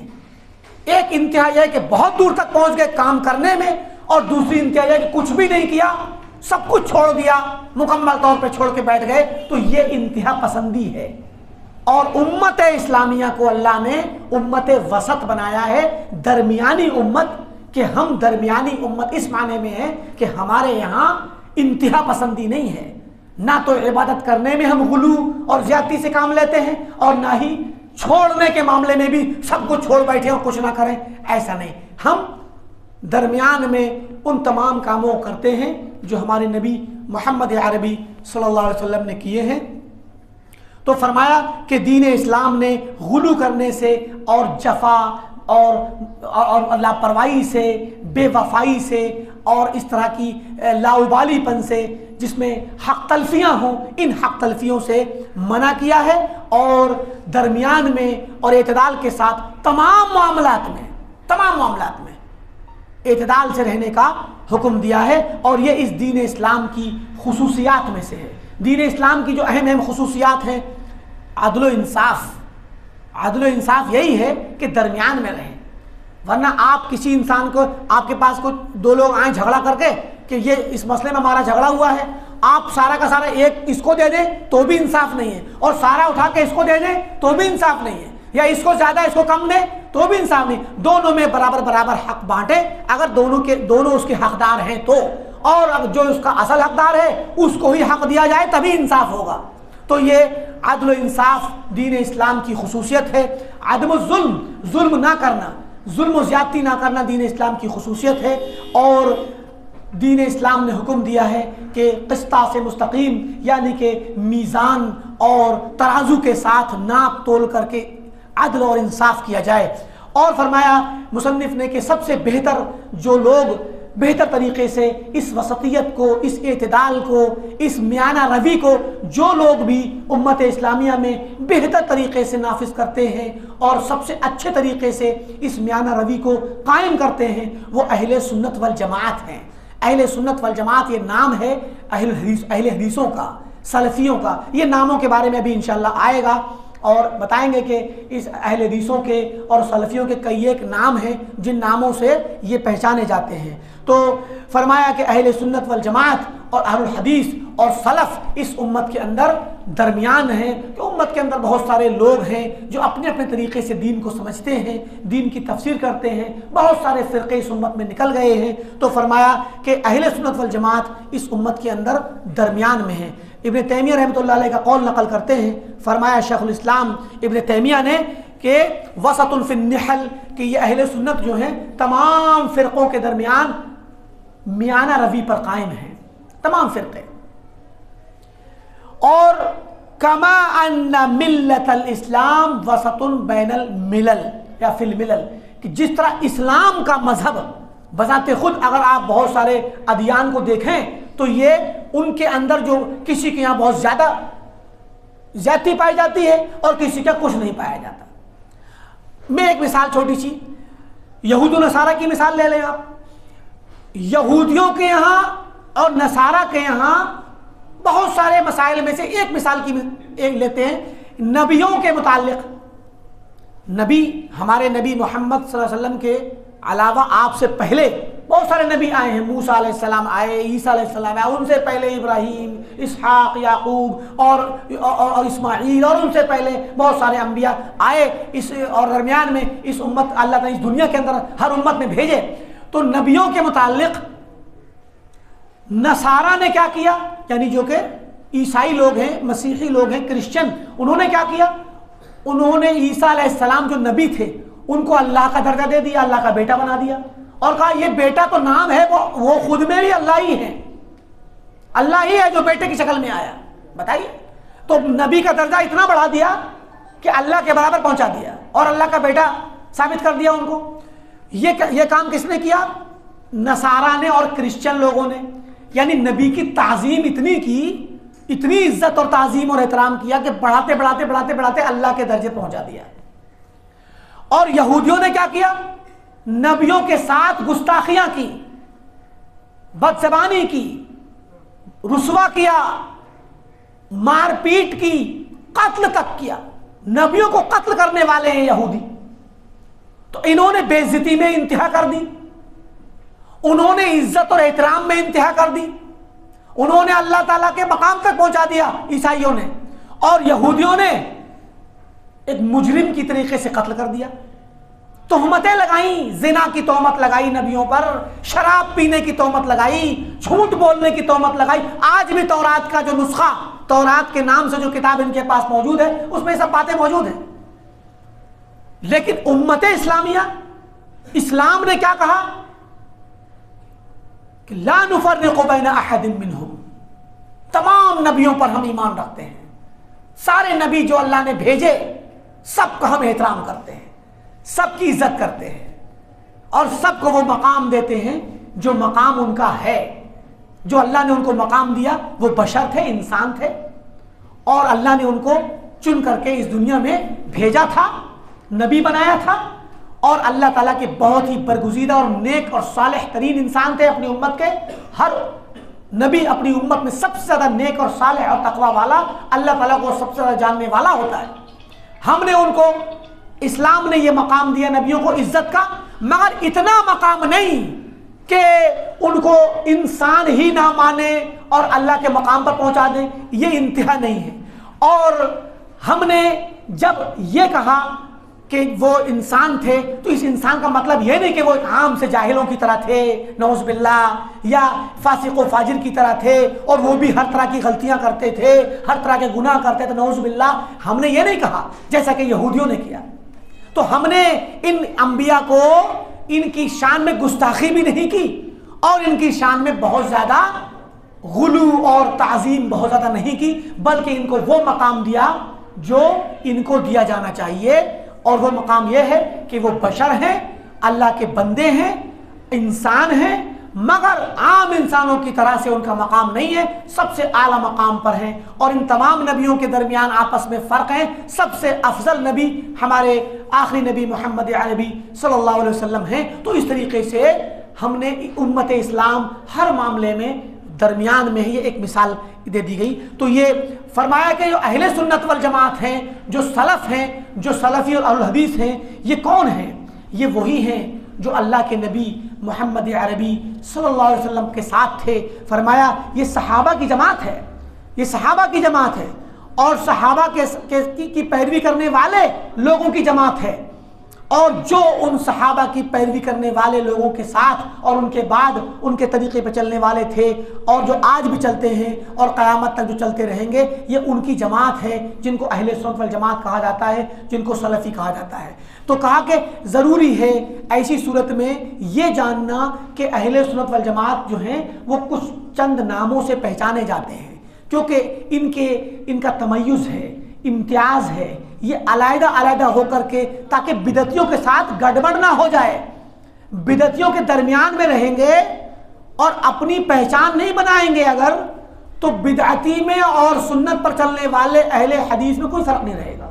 जब फ़र्क नहीं रहेगा तो फिर दावत मांद पड़ जाएगी, तौहीद की तमीज़ ख़त्म हो जाएगी, सुन्नत की तमीज़ ख़त्म हो जाएगी। इसीलिए आप देखें इनके नामों में से अहलुस सुन्ना है, अहलुस सुन्नत वल जमाअत है, सुन्नत वाले, जमाअत के साथ कायम रहने वाले, फ़िरक़े नाजिया, नजात पाने वाला फ़िरक़ा, ताइफ़ा मंसूरा, मदद याफ्ता जमात, और अहलुल हदीस वल असर, अहले हदीस, अहले असर, और भी बहुत से नाम हैं जिनको मुसन्निफ़ ने यहाँ पर पेश नहीं किया है। तो ये इनके मुक़द्दमे में चंद बातें हैं, हालांकि इन्होंने तफसील से बहुत सारी बातें लिखी हैं और बतलाया है कि इस किताब को लिखने की वजह क्या बनी, ख़ास वजह क्या बनी। कहते हैं कि उन बड़ी वजूहात में से जिनकी वजह से मैंने ये किताब लिखी है, कहते हैं कि वजूदुल जमाअत अल इस्लामिया अल हिज़बिया अल मुआसिरा, कि आज के वक्त में ऐसी जमातें पाई जाती हैं, मुसलमानों के दरमियान ऐसी जमातें पाई जाती हैं जिनका काम हक़ की तरफ दावत देना नहीं है, बल्कि महज अपना एक टोला बना करके, अपना हिज़्ब बना करके हिज़बियत की दावत देना, फ़िरक़ा बंदी की दावत देना। वो बस अपना एक फ़िरक़ा बना के रहना चाहते हैं। उनका काम हक़ की तरफ दावत देना नहीं है, अपनी जमात बना ले। और उसके बाद मुसीबत क्या है कि वो जमात मुतासिर है। ये सारी की सारी जमातें बहुत सारी जो पाई जा रही हैं, ये मुतासिर हैं ख़वारिज की फ़िक्र से। अल मुतासिर बिफ़िक्र ख़वारिज, ख़वारिज की फ़िक्र से। ख़वारिज किसे कहते हैं? ख़वारिज वो लोग हैं जो इस उम्मत में अल्लाह के नबी सल्लल्लाहु अलैहि वसल्लम ने ख़बर दी थी कि ये एक जमात ज़ाहिर होगी, जो सबसे पहले अली रज़ी अल्लाह तआला अन्हु के ज़माने में ज़ाहिर हुए, और आपने फरमाया था कि ये हर ज़माने में ज़ाहिर होगा क़यामत तक। इनकी आखिरी जमात जो आएगी वो दज्जाल के साथ खुलेगी। और ख़वारिज का मुख्तसर तारुफ ये दिया कि देखने में आपको लगेगा बड़े दीनदार लोग, गुलू करने वाले, दीन को बहुत ज़्यादा इंतहाओं तक पहुँचा करके अमल करने वाले। कहा कि सहाबा से फरमाया तहक़िरून सलातकुम इंद सलातिहिम, अगर तुम लोग उन ख़वारिज को नमाज़ पढ़ते देख लो तो सहाबा से कहा तुम अपनी नमाज़ों को हक़ीर समझोगे कि हम क्या पढ़ते हैं, जितना अच्छा ये पढ़ते हैं हम तो कभी इनके बराबर नहीं हो सकते। व सियामकुम इंद सियामिहिम व क़िराअतकुम इंद क़िराअतिहिम, तुम कुरान पढ़ते हो, उनकी सुन लोगे तो कहोगे कि ये असली कुरान तो ये पढ़ते हैं। तुम्हारा रोज़ा कहोगे कि असली रोज़ेदार तो ये है, जितना तकवा उनके पास होगा। तो ये बताइए आप, ऐसी जमात जो इंतहा दर्जे की नेक होगी, उसके बारे में अल्लाह के नबी ने क्या फरमाया? वो ख़वारिज होंगे और अगर मैं पा गया मेरे ज़माने में ये जाहिर हो गए तो मैं इन्हें कत्ल करूंगा कौम आद और कौम समूद की तरह। कौम आद ये पुरानी कौमों में से हैं जिनको अल्लाह ने हलाक किया अजाब दे करके। तो जिन काफिरों को हलाक किया अल्लाह ने फरमाया कि अगर मैं पा गया मेरे ज़माने में आ गए तो मैं लअक़्तुलन्नहुम क़त्ल आद व समूद, मैं कौम आद और कौम समूद इनको कत्ल कर डालूंगा। तो ये अच्छा, अब इनकी पहचान क्या है? पहचान ये है कि ये वो जमात है। अब पता कैसे चलेगा, पहचान कहां से आएगी? ये जमात जब जाहिर हुई सबसे पहले अली रज़ियल्लाहु तआला अन्हु के ज़माने में, और जिस वक्त अली रज़ियल्लाहु तआला अन्हु का मामला थोड़ा सा इख्तिलाफ हो गया था अमीर मुआविया रज़ियल्लाहु तआला अन्हु और अली रज़ियल्लाहु तआला अन्हुमा के दरमियान में, तो एक जंग हुई, जंग सिफ़ीन कहते हैं, शाम के एक इलाके में जंग हुई। तो जंग में ज़ाहिर है दोनों तरफ से मुसलमान ही थे, सहाबा बहुत कम थे, लेकिन ताबईन ही का दौर था। तो वो लोग दोनों तरफ से मारे गए। तो लोगों को, दोनों तरफ के लोगों को अफसोस हुआ कि एक नुक्ते नज़र का इख्तिलाफ है, इज्तिहादी मसला है, तो उसकी वजह से इतनी लड़ाई हो रही है और इतने लोग मारे जा रहे हैं कई दिनों तक लगातार। तो बाद में हुआ कि भाई सुलह कर ली जाए और मसले को ख़त्म किया जाए। उसके लिए कुरान को उठाया गया और कहा गया कि भाई ऐसा है कि जो है कुछ लोगों को एक कमेटी बना दी जाए जो फैसला कर दे। तो अली रज़ियल्लाहु तआला अन्हु की तरफ वहाँ से एक पैगाम आया। तो इनके लश्कर में, इनकी जमात में जो लोग थे उनमें से कुछ लोगों को बड़ा अच्छा लगा कि भाई कुरान को फैसल बना लिया जाए, कुरान से फैसला कर लिया जाए और मसले को ख़त्म किया जाए। अच्छा लगा इन लोगों को। तो इन्होंने कहा कि अमीरुल मोमिनीन आप इस प्रस्ताव को मान लीजिए और कमेटी बनवा दीजिए। तो अली रज़ियल्लाहु अन्हु ने फरमाया कि मैं तो अमीरुल मोमिनीन खलीफा हूँ, मैं तो किसी और को कमेटी बना करके जिम्मेदार बनाऊंगा, मैं फैसला करूंगा ना कि कौन सही है कौन गलत। आपको क्या करना है, सबका फर्ज है कि वो मेरी बात माने। और बात बिल्कुल ठीक है, लेकिन उन्होंने कहा नहीं, देखिए चूंकि झगड़ा हो गया है अब फैसला कुरान से होगा। जोर दिया, जिद करते रहे। तो अली रज़ियल्लाहु तआला अन्हु ने देखा कि मेरी जब फौज ही मुझ पर जोर डाल रही है तो बादशाह या खलीफा या किसी भी मुल्क का सरबरा, उसके पास ताकत कहाँ से होती है? वो फौज ही तो ताकत होती है। तो जब फौज ही जोर डाल रही है तो कहा कि चलो कोई बात नहीं, तुम लोग कहते हो तो मैं बात मान लेता हूँ। तो भेज दिया पैगाम कि ठीक है कमेटी बना ली जाए। कमेटी बनाने के बाद कह दी गई। उसके बाद क्या हुआ कि कुछ वक्त के बाद इन लोगों को लगा, जो लोग जोर डाल रहे थे, कि भाई ये तो गलत हो गया, ये तो काम गलत हो गया, कि भाई फैसला तो अल्लाह ताला करता है, इनिल हुक्मु इल्ला लिल्लाह, फैसला तो अल्लाह करता है। अब कुरान की आयत के मुताल्लिक इनके दिमाग में आयत का मीनिंग आया कि फैसला अल्लाह करता है, तो फिर ये इंसान क्यों फैसला करेगा? इंसान फैसला करेगा तो जायज़ नहीं है, फैसला अल्लाह करता है। फौरन भागते हुए कहा कि अली रज़ियल्लाहु तआला अन्हु वापस लीजिए अपनी बात को और कैंसिल कराइए इस कमेटी के फैसले को। तो आपने कहा कि अब नहीं हो सकता, अब तो पैगाम जा चुका, बंदा पहुंच गया बात को लेकर के और अब फैसला हो गया, बार बार हम चेंज नहीं करेंगे। कहा नहीं आपको करना पड़ेगा। तो अब इसको अली रज़ियल्लाहु अन्हु नहीं माना कि मैं नहीं मानता। क्यों? क्योंकि तुम लोग मुझे क्या समझा, तुमने मुझे जो चाहोगे अभी बोलोगे करो और फिर कहोगे ना करो। मैंने तुम्हारी बात को एक मान लिया, इसका मतलब ये नहीं कि हर वक्त। अच्छा, तो अब मुराद है कि आपने जब नहीं माना और कहा कि वही बात के फैसला अल्लाह करेगा, इंसान क्यों करेगा? इंसान का तो कुफ्र है, ये तो शिर्क हुआ, अल्लाह ताला को करना चाहिए फैसला। समझाया जा रहा है कि भाई अल्लाह फैसला करेगा का मतलब ये नहीं कि अल्लाह ताला नौज़ बिल्लाह खुद पे आकर के बतलाएगा।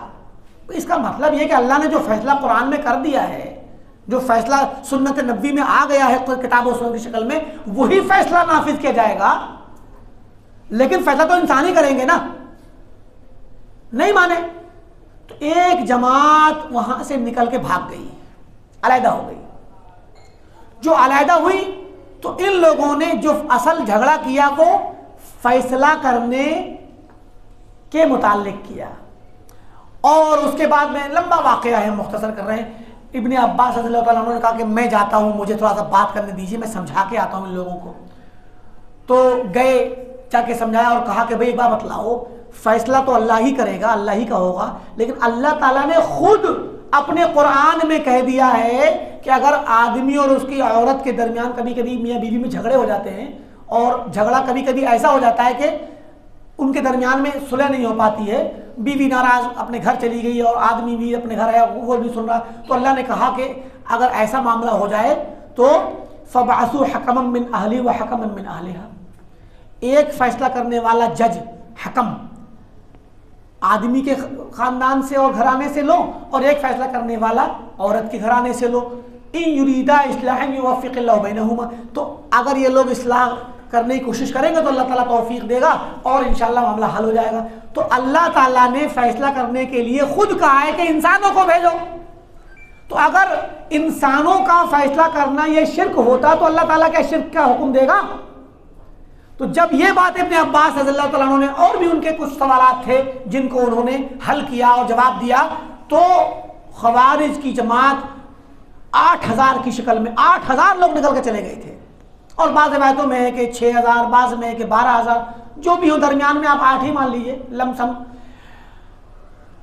कहते हैं कि इब्ने अब्बास रज़ियल्लाहु तआला अन्हुमा के मुनाजरे और मुनाकशे के बाद और समझाने के बाद आधे लोग वापस आ गए, उनको समझ में आ गया, लेकिन आधे लोग बचे रहे। अब उन लोगों ने सरकशी की और अली रज़ियल्लाहु अन्हु को काफिर कह दिया, कहा कि आपने गैरुल्लाह को फैसला करने वाला बना लिया, आप काफिर हो गए। तो दो चीजें आ गई। खवारिज ने दो काम किए। पहली जमात जो खवारिज की निकली, उसने पहला काम तो यह किया कि बादशाह वक्त यानी खलीफा के खिलाफ निकले, और मसला कहां आया? फैसला करने के बारे में। फैसला किससे होता है? कानून की शक्ल में होता है, संविधान से होता है, दस्तूर से होता है। फैसला करने वाला किसी न किसी चीज पर तो टेक लगाएगा, किसी न किसी चीज को तो असल बनाएगा, किसी कानून ही के मुताबिक तो फैसला करेगा। तो कानून के मुताबिक फैसला किया जाता है, लिहाजा कानून के नाफिज करने और ना करने के मसले को उठाया। और दूसरा काम इन लोगों ने यह किया कि जब अली रज़ियल्लाहु तआला अन्हु ने इनकी बात नहीं मानी और कमेटी तश्कील दे दी, तो इस पर इन खवारिज की जमात ने क्या किया कि अली रज़ियल्लाहु अन्हु को काफिर कहा, मुआविया रज़ियल्लाहु अन्हु को काफिर कहा, दोनों फरीकैन को काफिर कहा, जमा होने वाली जमात को काफिर कहा कि सब काफिर हैं। क्यों?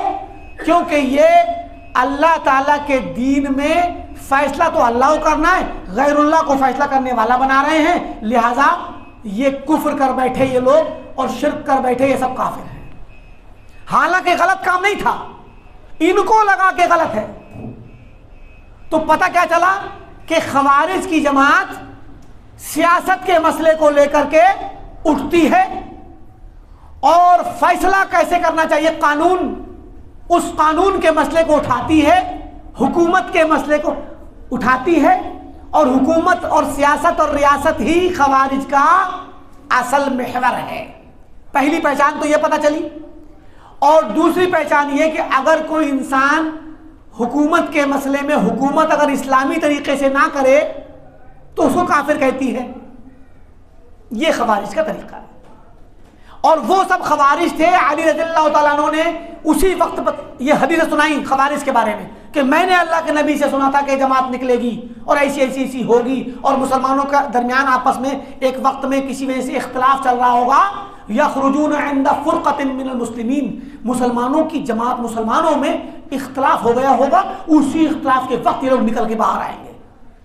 अली रज़ियल्लाहु अन्हु को यकीन हो गया कि यही वो जमात है खवारिज की, और जिनके बारे में अल्लाह के नबी ने कहा था फ़इज़ा वजदतुमूहुम फ़क़्तुलूहुम, जब तुम इन्हें पा जाओ तो इन्हें कत्ल करना, फ़इन्न फ़ी क़त्लिहिम अजरा, क्योंकि इनके कत्ल करने में बहुत अजर है। और ये भी खुशखबरी दी थी कि खैरु क़तीलिन क़तलूहु, ये खवारिज जिस शख्स को कत्ल करेंगे, जिस मुसलमान को, वो इस तहत अदीमिस समा, इस कायनात में, इस सरजमीन पर कत्ल किया जाने वाला मकतूल शख्स जिसको कत्ल किया गया है, सबसे बेहतर और खुश नसीब मकतूल होगा जिसे ये कत्ल करे। वह शर्रु क़तीलुहुम, और इनमें जो शख्स मारा जाएगा, शर्रु क़त्ला तहत अदीमिस समा के अल्फाज एक रिवायत में है, इन लोगों के दरमियान में से जो भी मारा जाएगा मुसलमानों के हाथों, तो ये जो मरेगा इनमें का शख्स, इस आसमान की छत के तले मरने वाले, कत्ल किए जाने वालों में सबसे बदतरीन मकतूल शख्स है। इनमें का मकतूल सबसे बदतरीन है, और ये जिस मुसलमान को कत्ल करेंगे वो मुसलमान सबसे ज्यादा खुशनसीब होगा। सुभान अल्लाह। तो अल्लाह के नबी ने खबर दी थी, तो अली रज़ियल्लाहु ताला अन्हु ने जब ये हदीस सुनाई तो सहाबा ने और आपके साथ के लोगों ने कहा कि तो क्या किया जाए, इनको जाके कत्ल किया जाए? तो अली ने कहा कि अभी नहीं, रुक जाओ, जब अभी हम देखेंगे, जब तक वो कोई ऐसा काम ना कर दें जो ज्यादती वाला हो और उनकी तरफ से कोई जब बड़ी चीज ना आ जाए, तब तक हम कत्ल नहीं करेंगे। हुआ क्या कि एक सहाबी के बेटे अब्दुल्ला बिन खब्बाब बिन अरत, अब्दुल्ला बिन खब्बाब जा रहे थे। इनको अली रज़ियल्लाहु ताला अन्हु ने किसी जगह का, बसरा का गालिबन बनाया था जिम्मेदार, अपनी खिलाफत में वाली बनाया था। वो अपनी बीवी के साथ जा रहे थे, उनकी बीवी हामिला थी, उनके पेट में बच्चा था। ये लोग जो भाग करके किसी जगह पहुंच गए थे नहरवान में, वहाँ इकट्ठा थे, वहाँ से गुजर रहे थे अब्दुल्ला बिन खब्बाब बिन अरत, तो उनको पकड़ लिया और पूछा कि क्या तुम अली से बरात का इजहार करते हो कि नहीं? कहा कि नहीं। कहा कि अली तो काफिर हो गए, तुम उनसे बरात करो। तो इन्होंने इनकार किया, मैं कैसे उनको काफिर कह दूं? पकड़ लिया, गिरफ्तार कर लिया। अब गिरफ्तार करने के बाद उनको कत्ल कर दिया। उनकी बीवी को भी कत्ल करने, जो पेट से थी, उनके पेट से बच्चे को निकाल के भी कत्ल कर डाला। और ये खबर जब अली रज़ियल्लाहु ताला अन्हु को मिली, तो अब इनका क़िसास लेने के लिए, बदला लेने के लिए, अब कहा अली रज़ियल्लाहु अन्हु ने, अब मैं इनसे जंग करूंगा। जंग हुई। जंग के खात्मे पर अली रज़ियल्लाहु अन्हु ने कहा कि मुझे यकीन है कि ये लोग खवारिज थे और खवारिज हैं, लेकिन फिर कुछ लोग भाग भी गए। तो कहा कि अल्लाह के नबी ने फरमाया था कि एक पहचान बताई थी मुझे कि जो पहली जमात निकलेगी उनका एक सरगना होगा, उसके हाथ पर, दाहिने या बाएं किसी हाथ पर कोई गोश्त निकला हुआ होगा, थोड़ा सा बड़ा सा गोश्त का टुकड़ा होगा, जैसे औरत की पिस्तान होती है उस तरीके से गोश्त की एक मतलब लोथड़ा होगा जो हिल रहा होगा, बगैर हड्डी का ऐसी गोश्त बढ़ गया होगा। तो कहा कि ढूंढो, इन मरे हुए लोगों में ढूंढो, कोई ना कोई जरूर होगा। इत्तिफाक से ढूंढा गया तो वो शख्स निकला, उसके हाथ पर बाकायदा एक गोश्त का टुकड़ा था। तो इस पर अली रज़ियल्लाहु ताला अन्हु ने शुक्रिया का सजदा अल्लाह के लिए सजदे शुक्र अदा किया और शुक्र किया अल्लाह का कि अल्लाह तेरा शुक्र है कि तूने मुझे तौफीक दी कि मैंने उस जमात से जंग की, उन्हें कत्ल भी किया जिनके बारे में अल्लाह के नबी सल्लल्लाहु अलैहि वसल्लम ने खुशखबरी दी थी। तो अब आप देखिए, ये थे खवारिज। खवारिज की हमने पहचान दो बताई आपको। वो लोग जो सियासत को मौजू बनाए, वो खवारिज। और सिर्फ मौजू बना देना ही खवारिज की अलामत नहीं होती, थोड़ा सा आगे बढ़ करके भी जो असल चीज है वो ये कि सियासत के मसले पे लोगों को काफिर कहे। असली पहचान, असली जो जाब्ता है जो खवारिज के मीनिंग को तय करता है, वो क्या है कि जो चीज गुनाह हो या जिसको वो गुनाह समझते हैं, उस गुनाह पर काफिर करार देते हैं। अब ये गुनाह की बात हम जो कह रहे हैं, क्योंकि इब्तिदा तो ये हुकूमत के और रियासत के और फैसले के मसले से हुई थी, लेकिन धीरे धीरे इन लोगों के दरमियान आगे बढ़ते गए, क्योंकि उन्होंने कहा कि भाई जब ये गैरुल्लाह से फैसला कराना ये कुफ्र है, तो ये इस तरह से जो भी गुनाह करेगा बंदा और उसको कोई अमल गुनाह वाला करेगा तो वो काफिर हो जाएगा। तो बाद में ये हर गुनाह पर काफिर करार देने लगे। तो अब ये और अल्लाह के नबी ने फरमाया था कि ये खवारिज हर जमाने में निकलते रहेंगे, हर जमाने में आएंगे। तो हर जमाने में आएंगे यानी आज के जमाने में भी हैं और क़यामत तक, जब तक दज्जाल ना आ जाए। दज्जाल आएगा कुर्ब क़यामत के से पहले, तो दज्जाल के आने के बाद फिर बड़ी बड़ी अलामतें आना शुरू हो जाएंगी और फिर क़यामत वाक़ई हो जाएगी। तो दज्जाल के साथ इनकी आखिरी जमात खवारिज की, दज्जाल आएगा उसी के साथ हो लेंगे। ठीक, तो आज भी ये जमात मौजूद है। तो अब हमें खवारिज के बारे में उनकी पुरानी साबिका तारीख से ढूंढ करके पता लगाना होगा ताकि हम पहचान सकें कि आज के दौर में खवारिज कौन है। अब आप खुद पता लगा लीजिए, इन दो चीज़ों से ही देख लीजिए। और तीसरी ये शामिल कर लीजिए, पहली चीज़, जो शख्स हो या जमात हो, जो लोग भी सियासत को अपना मौजू बनाते हैं, सिर्फ सियासत के लिए जिंदा हैं, सिर्फ रियासत कायम करने के लिए, हाकिमियत के लिए, इस्लामी हुकूमत कायम करने का नाम और ख्वाब हमेशा देखते हैं, और पूरी दावत का, पूरी तंजीम, पूरी तहरीक का मकसद यही है कि इस्लामी हुकूमत कायम करना है। ठीक, तो जो लोग, ये पहली पहचान है, खवारिज की पहचान है। हम खवारिज कब कहेंगे ऐसे लोगों को? जब ऐसे लोग खवारिज की तरह हुकूमत इस्लामी कायम ना करने पर काफिर कहने लगे, जैसा कि खवारिज अव्वलीन ने कहा था। अब इन दो के अलावा भी कुछ लोग काफिर खवारिज हो सकते हैं। वो कौन होंगे? मसलन जरूरी नहीं कि वो किसी जमात में हो, किसी तंजीम में हो, सियासत की बात करता हो, जरूरी नहीं है। तीसरा वो शख्स भी खवारिज में से होगा जो किसी भी अमल के छोड़ने पर, किसी भी गुनाह के करने पर लोगों को काफिर कहता फिरे, बगैर किसी तहकीक के, बगैर किसी तफसील के, बगैर किसी शुरूत का और कवायद का लिहाज किए गुनाह किया, काफिर है, फलां तो काफिर हो गया, फलां काफिर, फलां इस्लाम से निकल गया, उसने ऐसी बात कह दी, इस्लाम से निकल गया। तो ये बात अगर कहने वाला इंसान है जो किसी भी तरह की कोई कैद, कोई बंदिश, कोई ज़ाब्ता, कोई उसूल, कोई तरीका, कोई शर्त नहीं समझ, ये नहीं देखता कि भाई क्यों कहा है इसने। हो सकता है किसी इंसान ने कोई कुफरिया बात कह दी हो, किसी ने कोई कुफरिया काम कर लिया हो, लेकिन उसके पीछे ये पता लगाना जरूरी होता है कि क्यों किया। हो सकता है उस इंसान ने मजबूरी में किया, हो सकता है वो भूल गया था, हो सकता है उसे पता ही नहीं था, जाहिल भी तो हो सकता है। लेकिन आप कहें कि नहीं तुमने कुफ्र किया लिहाजा तुम काफिर हो, और उसको काफिर करार दें, फतवा निकालें कि ये काफिर हो गया, नाम के साथ फला आदमी काफिर हो गया, और अब ये मुसलमानों में नहीं, काफिर हो गया तो मुर्तद माना जाएगा, मुर्तद हुआ तो मुर्तद कहते हैं इस्लाम से फिर जाना, तो मुर्तद की सजा तो कत्ल है, तो इसे कत्ल भी किया जाएगा। ये काम कर ये खवारिज ने किए हैं ये काम। तो ये काम करने वाले लोग चाहे एक तन्हा फर्द करे या जमात करे, तंजीम करे, तो ये काम तकफीर आम, बगैर किसी डिटेल को जाने, बगैर किसी वाक़े के पीछे के हालात को जाने, बस देखा फौरन काफिर, ये तरीका खवारिज का है। और हुकूमत को मौजू बनाना, रियासत को मौजू बनाना, सियासत को मौजू बनाना और उसी पर लोगों की तकफीर करना, ये भी खवारिज का तरीका है, और ऐसा करने वाला खवारिज में शुमार होगा। बज़ाहिर देखें जो खवारिज थे वो अली रज़ियल्लाहु ताला अन्हु के साथ थे, निकलने से पहले उनके साथ थे, जंग करते थे, उनकी बातें सुनते थे, सहाबा के दरमियान ताबईन के मकाम पर थे वो लोग, क्योंकि ताबई वो है जो जिसने सहाबी को देखा हो। लेकिन अब ये वाले ताबई जो हैं, इस तारीफ के एतबार से ताबई के मकाम में हैं, मगर काबिले इक्तिदा, काबिले पैरवी नहीं।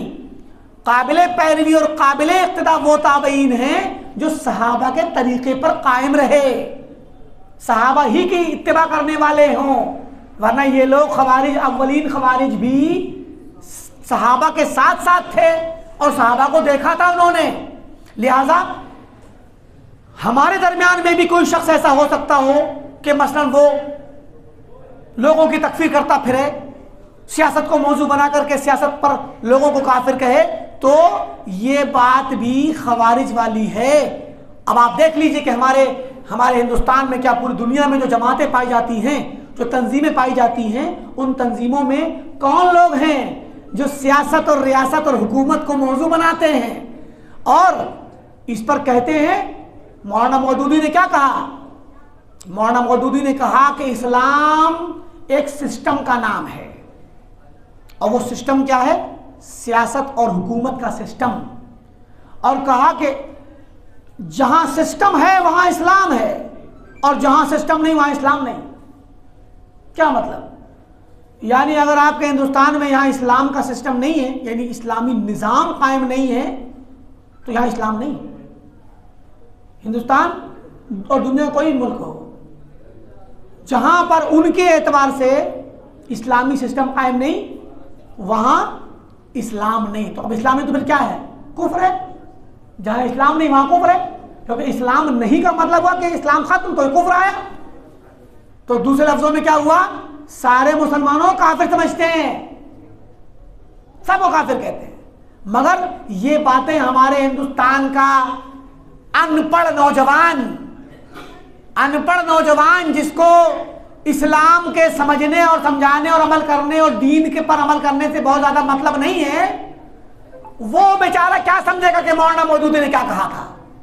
इसीलिए मौलाना मौदूदी की तकफीर, जो उन्होंने सबको काफिर कहा, पूरे मुआशरे को, पूरी दुनिया के मुसलमानों को, जहां जहां इस्लामी हुकूमत नहीं थी, सबको जो काफिर कहा, ये चीज हमारे हिंदुस्तान में और हमारे बर्रे सगीर में ज्यादा न फैली उनके नाम से, न लोगों को पता चला। बहुत ही कम लोग भाग पाए, बहुत ही कम लोगों ने इस बात को उठाया कि आप तो लोगों की तकफीर कर रहे हैं। और लोगों में हिम्मत भी नहीं हुई कि लोग कहें कि मौलाना मौदूदी और जमात इस्लामी ये खवारिज के तरीके पर है। खवारिज नहीं, ये लोग, किसी में हिम्मत नहीं हुई कहने की, क्योंकि खवारिज को समझना भी और इनकी बारीकी को, ज़ाब्ते को समझना बैके उलमा का काम है। अवाम थोड़ी इन बातों को, और नौजवान जो तहरीकी मिजाज होते हैं वो थोड़ी इन बातों को समझेंगे। लेकिन मौलाना मौदूदी की किताबें जब तर्जमा होकर के अरबी में अरब दुनिया में गई, और अरब दुनिया में जाने के बाद सैयद कुतुब ने इन किताबों को अपनी किताबों में उन्हें पढ़ करके अपनी किताब में नोट करके इख्तिबास नोट किया, कोटेशन नोट किया मौलाना मौदूदी की किताबों से, तो फिर वो जब अरब दुनिया में फैली तो अरबी नौजवान समझता है दीन को और उसके तकाज़ों को और इबारत के मकासद को समझता है। अरब दुनिया में खवारिज की जमात तैयार हो गई और हुकूमत के खिलाफ ब्लास्ट करने वाले और कत्ल करने वाले और सबको काफिर कहने वाले जमा हो गए। जमातुल हिजरा व तकफीर निकली, जमात इख्वानुल मुस्लिमीन के लोगों ने दूसरों की तकफीर की। तो अब ये हालात बने। ऐसे हालात कहाँ से बने? जमात इस्लामी के इस नुक्ते नज़र से, मौलाना मौदूदी के इन अल्फाज से, जिन अल्फाज से उन्होंने ये कहा था कि जहाँ सिस्टम है, जहाँ इस्लामी निज़ाम है, वहीं पर इस्लाम है, और जहाँ पर इस्लामी निज़ाम नहीं वहाँ पर इस्लाम नहीं। तो और उन्होंने ये भी कहा, आपको पता है कि सलात, ज़कात, हज, ये सारी की सारी चीज़ें ये तो ज़राए हैं, ट्रेनिंग करने की चीज़ें, इनकी अहमियत को ख़त्म किया, कम किया, कमज़ोर किया, बेवक़ात करार दिया इनको। ये असल मकासद नहीं है, ज़राए करार दिया, मकसद को ज़रिया बना दिया उन्होंने। जबकि अल्लाह ताला का फरमान है कि वमा खलक़तुल जिन्न वल इंसा इल्ला लियअबुदून, अल्लाह ताला ने तो जिन्नों इंसानों को पैदा ही इबादत के लिए किया है। तो इबादत का मफ़हूम इन्होंने बदल दिया। इबादत का मफ़हूम इन्होंने ये कहा कि हुकूमत कायम करना ही असल इबादत है। बहरकैफ तो ये मुसन्निफ कहते हैं कि चूँकि आज के वक्त में बहुत सारी जमातें, बहुत सारे तहरीकी टोले और तंजीमें पाई जाती हैं दुनिया भर में, तो जो मुतासिर हैं खवारिज की फ़िक्र से, तो हम क्या कहेंगे कि ये लोग भी, जमात इस्लामी भी और इख्वानुल मुस्लिमीन भी खवारिज की फ़िक्र से मुतासिर है, खवारिज के मनहज पर हैं। और खवारिज के मुतालिक मैंने आपको अभी सुना दिया कि अल्लाह के नबी सल्लल्लाहु अलैहि वसल्लम ने क्या फरमाया था। तो कहते हैं कि लिकौन बाज़ रुमूज़ व क़ादत व मुफ़क्किर हाज़िल जमाअत क़द युवाफ़िक़ून मनहज सलफ़ी फ़ी बाज़ तुरुहात व तवज्जुहात, ये जो ख़ासकर सऊदी अरब के अंदर ऐसी जमात पाई जाती खवारिज की, यानी जमात इस्लामी और इख्वानुल मुस्लिमीन के तरीक़े पर जो जमात सऊदी अरब में पाई जाती है, वो लोग हमारे हिंदुस्तान की तरह ख़ुद को जमात इस्लामी नहीं कहते, अरब लोग, और मिस्र की तरह और अरब दुनिया के जो जो जो जो जो जो जमात इस्लामी वाले मिजाज के और इख्वानी लोग हैं, वहाँ पर इख्वान मुस्लिमीन कहा जाता है। वो लोग सऊदी अरब में ख़ुद को इख्वान मुस्लिमीन नहीं कहते, वो छुप कर के रहते हैं, बज़ाहिर सलफियत का लिबादा ओढ़े रहते हैं, लगेगा कि वो अहले हदीस हैं, सलफी हैं, कुरान की बात, हदीस की बात, सलफ की बात बहुत करेंगे, इनको पहचानना मुश्किल होता है। यही वजह कि सऊदी अरब के अंदर एक लंबे ज़माने तक कोई पहचान ही नहीं पाया इन लोगों को, और पूरे सऊदी अरब के तमाम शहरों में फैल गए। और उसकी भी एक कहानी है। अभी कल एक शख्स की, कल या परसों एक शख्स का इंतकाल हुआ, उसको हम इंतकाल नहीं कहते, हलाक हुआ। परसों एक शख्स हलाक हुआ, ये शाम के अंदर एक जो कुछ पहले जो एक शख्स था बशार अल असद, बशार असद का बाप इससे पहले था, उसका नाम था हाफिज अल असद। हाफिज अल असद का छोटा भाई रिफात अल असद परसों हलाक हुआ है, परसों मरा है। ठीक,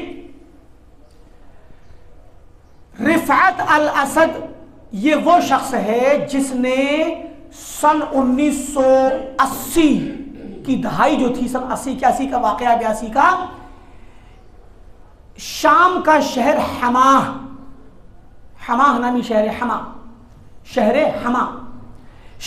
हमा में सन 80 की दहाई में इख्वानियों ने, इख्वानुल मुस्लिमीन की जमात ने हाफिजुल असद पूरे शाम पर काबिज था, उसके खिलाफ शहर हमा वालों ने बगावत कर दी थी। जैसा कि सन 2011 में बशार के खिलाफ बगावत की गई। तो जब बशार के बाप के खिलाफ बगावत की थी शहर हमा वालों ने, तो हाफिजुल असद ने अपने भाई रिफात अल असद जो परसों मरा है, इसको जिम्मेदारी दी कि जाओ हमा वालों को सबक सिखाओ। इस शख्स ने, रिफात अल असद ने, हमा शहर के लोगों को सब वैसे देखा जाए सब सुन्नी मुसलमान हैं मगर इख्वानी हो गए, इख्वानी थे, क्रैक डाउन किया उसने और पूरे शहर को तबाह कर दिया। 30,000 से ज्यादा लोगों को कत्ल किया। ऐसे ऐसे खतरनाक वाकयात हैं, इज्जतें लूटी गई, घर गिराए गए, घरों को लूटा गया, एक साथ रोड पे डाल दिया रस्सियों में और हथकड़ियों में बांध करके, और ऊपर से टैंक चला दिया, सबको भून दिया ऐसे लिटा करके। खौफनाक वाकयात हैं। इसी रिफात असद जो परसों हलाक हुआ है, उसने ये क्रैक डाउन किया था। जाहिर बगावत की है तो पूरा उसने, और चूंकि पीछे से वो राफजी, बातिनी, नुसैरी हैं जो तो इस्लाम के दुश्मन हैं, और सामने अहले सुन्नत थे, देखने को तो अहले सुन्नत ही हैं, तो इनके खिलाफ सख्त एक्शन लिया। उस दौरान शाम से जो लोग भागे इधर उधर, जिसको मौका मिला भागा, उनमें से एक आदमी वहां से भागा जो इख्वानुल मुस्लिमीन की तंजीम के साथ एक एक्टिव मेंबर था वहां का, और वो शख्स भाग करके सऊदी अरब में पनाह ली उसने। 80 की दहाई की बात है, सन 80, 81, 82 की बात है। उसका नाम था मोहम्मद सुरूर जैनुल आबिदीन।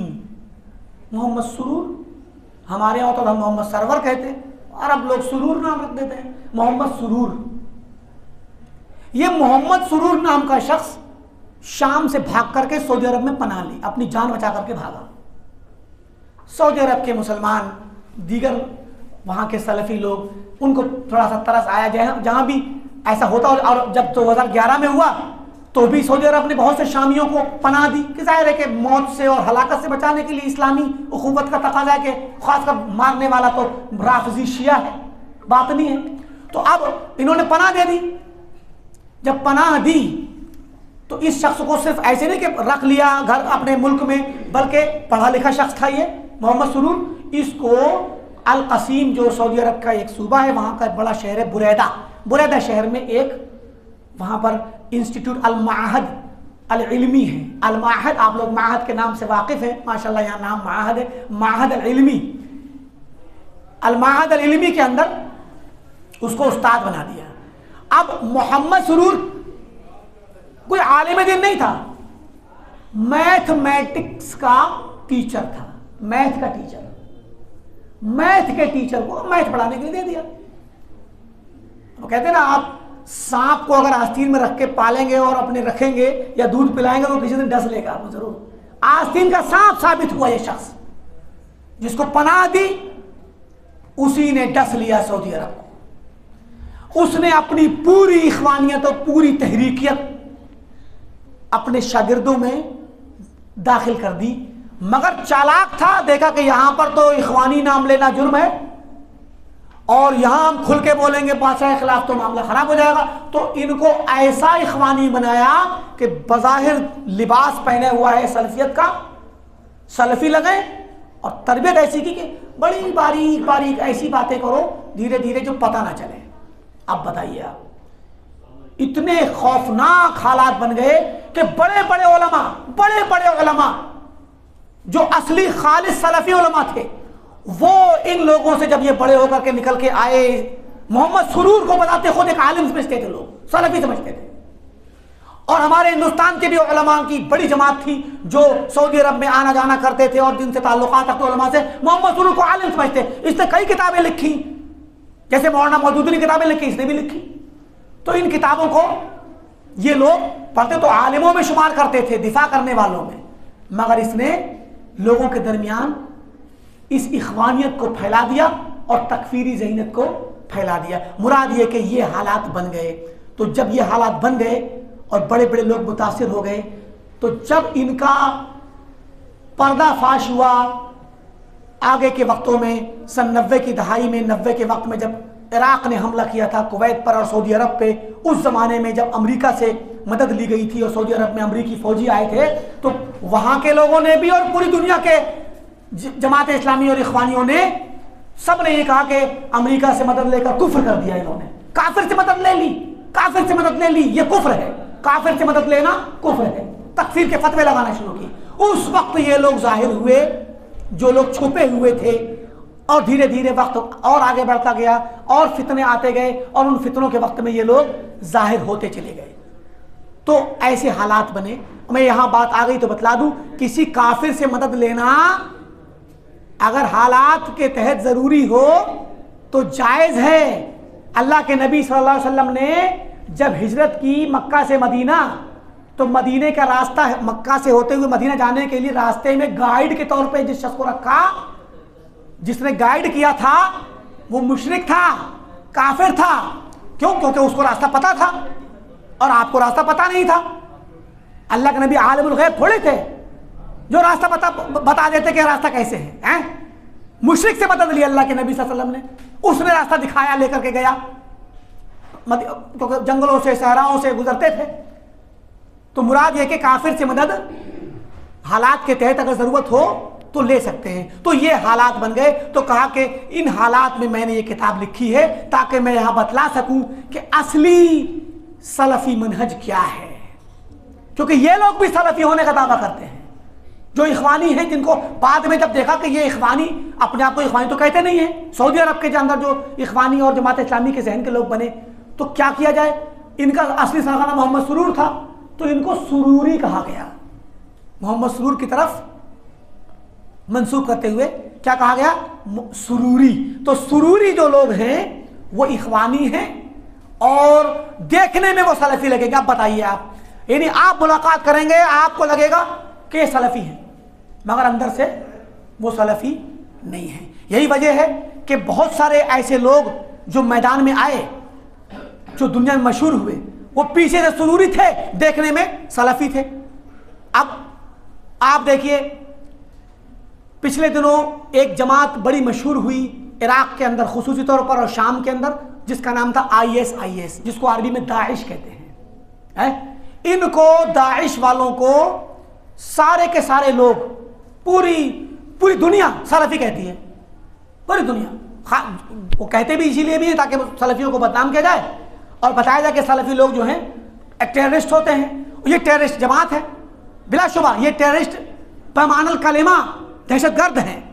और ये दहशतगर्द ISIS वाले सिर्फ दहशतगर्द नहीं है, खवारिज हैं, खवारिज हैं, सबकी तकफीर करते हैं, अपने अलावा सबकी तकफीर करते हैं, सबको काफिर करार देते हैं। और हुकूमत और सियासत का मसला भी है, बहरकैफ इसकी भी तफसील है, मेरी तकरीर भी है इस सिलसिले में। जुबैल में मैंने सऊदी अरब के अंदर जब इनका बड़ा फितना चल रहा था, तो उन दिनों जो है मैंने तकरीर की थी, सन 2014-15 की बात है गालिबन। तो वो आप लोग कभी सुन सकते हैं, तफसील के साथ पता चलेगा कि ये लोग क्या हैं। तो मुराद ये कि दाइश वाले देखने में क्या है, अब उनके फोटो आते थे हमारे हिंदुस्तान में, पेपरों में छपते, कभी कोई नमाज पढ़ रहा है कोई, और सोशल मीडिया पे, तो हमारे अहले हदीस क्या कहता है नौजवान, अरे भाई वो तो पक्के अहले हदीस हैं, वो तो रफ़ुल यदैन भी करते हैं, सीने पे हाथ बांधते हैं।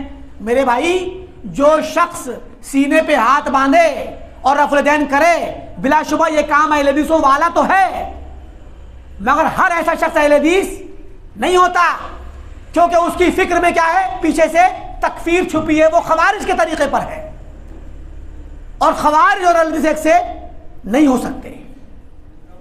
इसीलिए आप जान जाइए, अगर कोई शख्स, मैंने ये बात कुछ साल पहले भी कही थी और आज भी कहता हूं, कि जो शख्स भी जमात इस्लामी के साथ में मिंबर बन के उनके साथ जुड़ जाता है और खुद को कहता है कि मैं अहले हदीस भी हूं और जमात इस्लामी में भी हूं, वो जान ले ये बात मैं अपने एतिकाद से कहता हूं, अपने इल्म से, और अल्लाह के यहां मुझे गवाही देनी है, इसका जवाब देना है।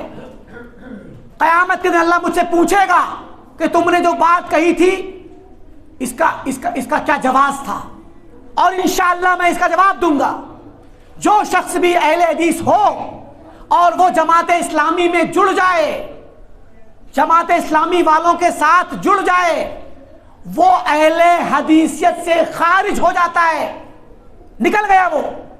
चाहे रफ़ुल यदैन करे, चाहे वो आमीन कहे, सूरह फातिहा पढ़े, चाहे सीने पे हाथ बांधे, चाहे कोई भी वो शिरकियात ना करता हो बरेलियों की तरह, चाहे वो कब्रों पे ना जाता हो, कोई भी बिदअत ना करता हो, कुछ भी बिदअत ना करता हो। जो बिदअतें चलती हैं हमारे यहाँ भी, रजब के कुंडों का गुजरा, शाबान में भी आएंगी और दीगर मौके पे रबीउल अव्वल भी आएंगी, मिलाद की आएंगी, फातिहा की आएंगी, बहुत सी बिदअतें हैं। कोई बिदअत ना करता हो, कोई शिर्क ना करता हो, कोई भी गलती ना हो उसके अंदर, और सारे अहले हदीसों के खुल्लम खुल्ला सही काम करता हो, मगर वो जमात इस्लामी के साथ है इस नुक्ते नज़र में के हुकूमत इलाहिया कायम करनी है, इकामत दीन का काम करना है। वो जब जमात इस्लामी के साथ जुड़ गया तो वो अहले हदीस से खारिज हो गया, जान लें। क्यों? क्योंकि ये दोनों ऐसे मौजू हैं, या ये मौजू बताते खुद जिस पर जमात इस्लामी खड़ी है, इखवानी खड़े हैं, ये मौजू अहले सुन्नत वल जमात और सलफियों के दरमियान इम्तियाज करने वाला है, इम्तियाज करने वाला है। इम्तियाज इसी से एक तरफ हट जाने से सलफी बनता है, और इसमें दाखिल हो जाने से इखवानी और खवारिज और जमात इस्लामी बनता है, क्योंकि खवारिज का ही माबिल इम्तियाज मसला है। तो जो मसला बिदतियों का माबिल इम्तियाज हो, जिससे वो मुतमय्यिज हुए, इसी को लेकर तो खवारिज अलग हुए थे। तो जो खवारिज अलग हो गया है अली से, तो क्या वो अली रज़ियल्लाहु तआला अन्हु की जमात में शुमार किए जाएंगे? अब नहीं शुमार होंगे, वो खवारिज हो गए। और जो इनकी जमात से निकल के उनके साथ मिलेगा, वो अब खवारिज में शुमार होगा, अली रज़ियल्लाहु तआला अन्हु के साथ सलफियों में शुमार नहीं होगा। तो ऐसे ही आज भी और क़यामत तक जो भी शख्स खवारिज के मनहज पे जाएगा तो वह खवारिज होगा। जो जिस बिदअती के मनहज पर जाएगा, जो मनहज उस बिदअती का अपना इम्तियाजी मनहज है, तो वो शख्स उसी बिदअती के साथ शुमार होगा, जान लीजिए आप।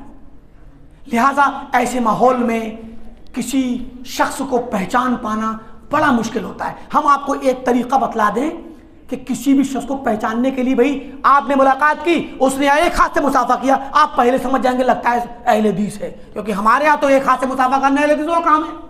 अच्छा, बात हो रही है बाहर के लोगों में, खासकर कि आप सऊदी गए, वहाँ आपकी मुलाकात हो, एक हाथ से मुसाफा किया, आपको पहला नंबर लगेगा। अब किसी को देखा कि आमीन भी बोल रहा है जोर से, रफ़ुल यदैन कर रहा है, 2-4 दिन की मुलाकात हो गई, आपकी दोस्ती हो गई, आपने कहा वो तो सलफ़ी और अहले हदीस है, मेरा दोस्त है। कोई बात नहीं, अभी तो आपको पता नहीं है, तो आपको दोस्ती भी करने का हक है, और अभी उसको कुछ मजीद कुछ कहने का हक नहीं कि आप कहें कि ये फलां है फलां दिखा, उसको आप पहले से मानिए, कोई बात नहीं, लेकिन पता भी तो लग जाएगा ना। तो कैसे पता लगाएंगे? इमाम औज़ाई फरमाते हैं, मन सतरा अन्ना बिदअतहु लम तख्फा अलैना उल्फतहु। जो शख्स हमसे अपनी बिदअत को छुपा ले तो छुपा ले, क्या हुआ? छुपा सकता तो छुपा ले, लेकिन उसकी मोहब्बत किससे है? अपनी उल्फत नहीं छुपा सकता। किससे मोहब्बत करता है, किनके साथ उठता बैठता है, किनसे मिलता है, वो नहीं छुपा पाएगा। इमाम अब्दुल्ला बिन मुबारक ने कहा इसी बात को दूसरे लफ्जों में, मन खाफियत अलैना बिदअतुहु, जिसकी बिदअत हमसे छुप गई, मुमकिन है छुप जाए, हम ना पता लगा पाए कि इसके पास कौन सी बिदअत है। लम तख्फा अलैना उल्फतुहु, तो उसकी मोहब्बत का हल्क़े यारां हमसे नहीं छुपेगा। किन से मोहब्बत करता है? अब आप देख लीजिए, इस वक्त एक बात आ गई है तो मैं कह दूं। इस वक्त अभी कुछ दिनों पहले जो मुनाजरा हुआ हिंदुस्तान के एक बड़े लेवल पर, जो पूरी दुनिया में मशहूर हुआ, मौलाना शमाइल नदवी का मुनाजरा एक मुल्हिद के साथ, ठीक। हमारे अहले हदीसों की एक बड़ी जमात और नौजवानों का बड़ा तबका शमाइल नदवी की मदह सराई में लग गया। शमाइल नदवी ने अरबी चैनल पे जाकर के ये भी बयान दे दिया कि जो लोग मुझे कह रहे हैं कि मैं बिदती हूँ, तो मैं इस बात से बरात का इजहार करता हूँ, मैं बिदती नहीं हूँ, मैं अस्मा व सिफ़ात को, अल्लाह की सिफ़ात को मानता हूँ, मैं अहले सुन्नत के वल जमात के अकीदे पर हूँ। चलिए भाई, मान लिया। शमाइल नदवी के अंदर क्या बिदत है अब उन्होंने छुपा ली, ठीक। हमने तो उनके मुतालिक जो तनकीद की थी वो दो वजूहात से की थी। पहली वजह यह थी कि शमाइल नदवी ने मुनाजरा करने के लिए जिस उस्ताद को, जिस शख्स को अपना उस्ताद बनाया, वो डॉक्टर यासिर नदीम वाजिदी हैं, जो कि एक नंबर के देवबंदी हैं, कासमी हैं और वहदतुल वजूदी और सूफी हैं, ठीक। जब आपने उस्ताद बनाया एक कासमी, देवबंदी, मातुरीदी, सूफी को, तो ये आपकी गलती है। तो हम तो आपको नहीं जानते थे, आपके उस्ताद को देख के आपने बता दिया, आपको आपके बारे में फैसला कर दिया कि आप भी उन्हीं की तरह है। एक तो हमने इसलिए मुनाजरा उनके पर तनकीद की। दूसरी तनकीद हमने इसलिए की कि आपने मुनाजरा करते वक्त जो मेथड अपनाया, मुनाजरे में जो दलीलें दी, वो दलीलें इल्म कलाम से दी। आप कुरान और सुन्नत की दलील नहीं दे रहे थे। पहले तो कुरान की देना चाहिए थी, नहीं दी। चलिए, आपने कहा कि मुल्हिद क्या मानेगा मेरे कुरान को, तो अक्ल से दलील देनी चाहिए। अक्ल से, अक्ल ममनू नहीं है, अक्ल ममनू नहीं है। अक्ल दलील तो कुरान के अंदर भी है। आप कुरान की आयत पढ़ते और कहते कि देखिए ये अक्ल दलील मेरे कुरान में आई है और मैं आपसे अक्ल की वाली बात पूछूंगा, मगर मैं कुरान पढ़ता हूं। आप पढ़ते अम खुलिकू मिन गैरि शै अम हुमुल खालिकून, पहले ये सुनाते कि हमारे कुरान से मैं दलील कुरान के लफ्जों से देने के बजाय उसके माने से दलील दे रहा हूं, क्योंकि वो माना अक्ली दलील है। तो बताते आप कि अल्लाह फरमाता है कि क्या तुम लोग बगैर किसी पैदा करने वाले के बन गए हो? ऐसे ही पैदा हो गए? तुम्हें किसी बनाने वाले ने, खालिक ने पैदा नहीं किया। अब हुमुल खालिकून, या तुमने खुद को पैदा कर लिया है, या इन लोगों ने खुद को ही पैदा कर लिया। ये दलील अक्ली बात है। ये बात अक्ली है कि ये मोबाइल है, ये खुद से नहीं बना, और ना ऐसा है कि इसका पैदा करने वाला, बनाने वाला कोई ना हो, कोई ना कोई है इसका बनाने वाला। जाहिरी तौर पे इंसान ही है कि उसने चेंज करके बहुत सारी धातों को और बहुत सारी चीज़ों को इसमें डाल दिया। तो मुराद ये कि कोई भी चीज़ बगैर बनाने वाले के नहीं बनती, हर चीज़ का कोई बनाने वाला होता है। और ना कोई चीज़ खुद को बनाती है। क्यों? क्योंकि खुद को बनाने का मतलब तो ये हुआ कि जब वो नहीं थी तो खुद को कैसे बनाएगी? खुद को बनाने के लिए पहले उसको पैदा होना पड़ेगा, फिर बनाएगी। तो जब पैदा हो चुकी तो किसको बनाएगी? और पैदा कैसे हो गई जब कोई नहीं है बनाने वाला? तो ये ऐसी दलील है कि इसका जवाब कोई नहीं दे सकता। इसको हम कुरान की कुरानी व अक्ली दलील कहते हैं। तो कुरान ने तो अक्ली दलीलें पेश की, और भी दलीलें पेश की कुरान ने। आप अक्ली दलीलें पेश करते, कोई हर्ज नहीं था। यह दलील तो इतनी खतरनाक है, खतरनाक हमारा मुल्हिद के लिए खतरनाक है कि अगर मुल्हिद इस पर गौर कर ले तो अल्लाह की कसम उसका इल्हाद इसी दलील, एक ही लफ्ज से खत्म हो जाएगा। जुबैर बिन मुतइम एक सहाबी है। जुबैर बिन मुतइम जिस वक्त अभी मुसलमान नहीं हुए थे, उन्होंने उस वक्त ये आयत सुनी। नबी सल्लल्लाहु अलैहि वसल्लम क़िराअत कर रहे थे कुरान की, सूरह तूर की, किसी सलात में, मगरिब में गालिबन। तो ये वाली आयत गुजरी, अम खुलिकू मिन गैरि शै अम हुमुल खालिकून अम खलक़ुस समावाति वल अर्द बल ला युक़िनून।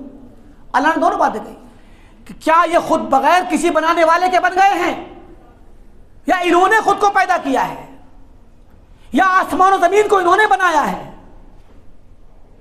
बल्ला युक़िनून, बल्कि हकीकत तो ये कि ये यकीन नहीं करना चाहते। जुबैर फरमाते हैं कि जब मैंने ये आयत सुनी, अरबी थे, अक्लमंद थे, कुरान को सुनते ही समझ गए।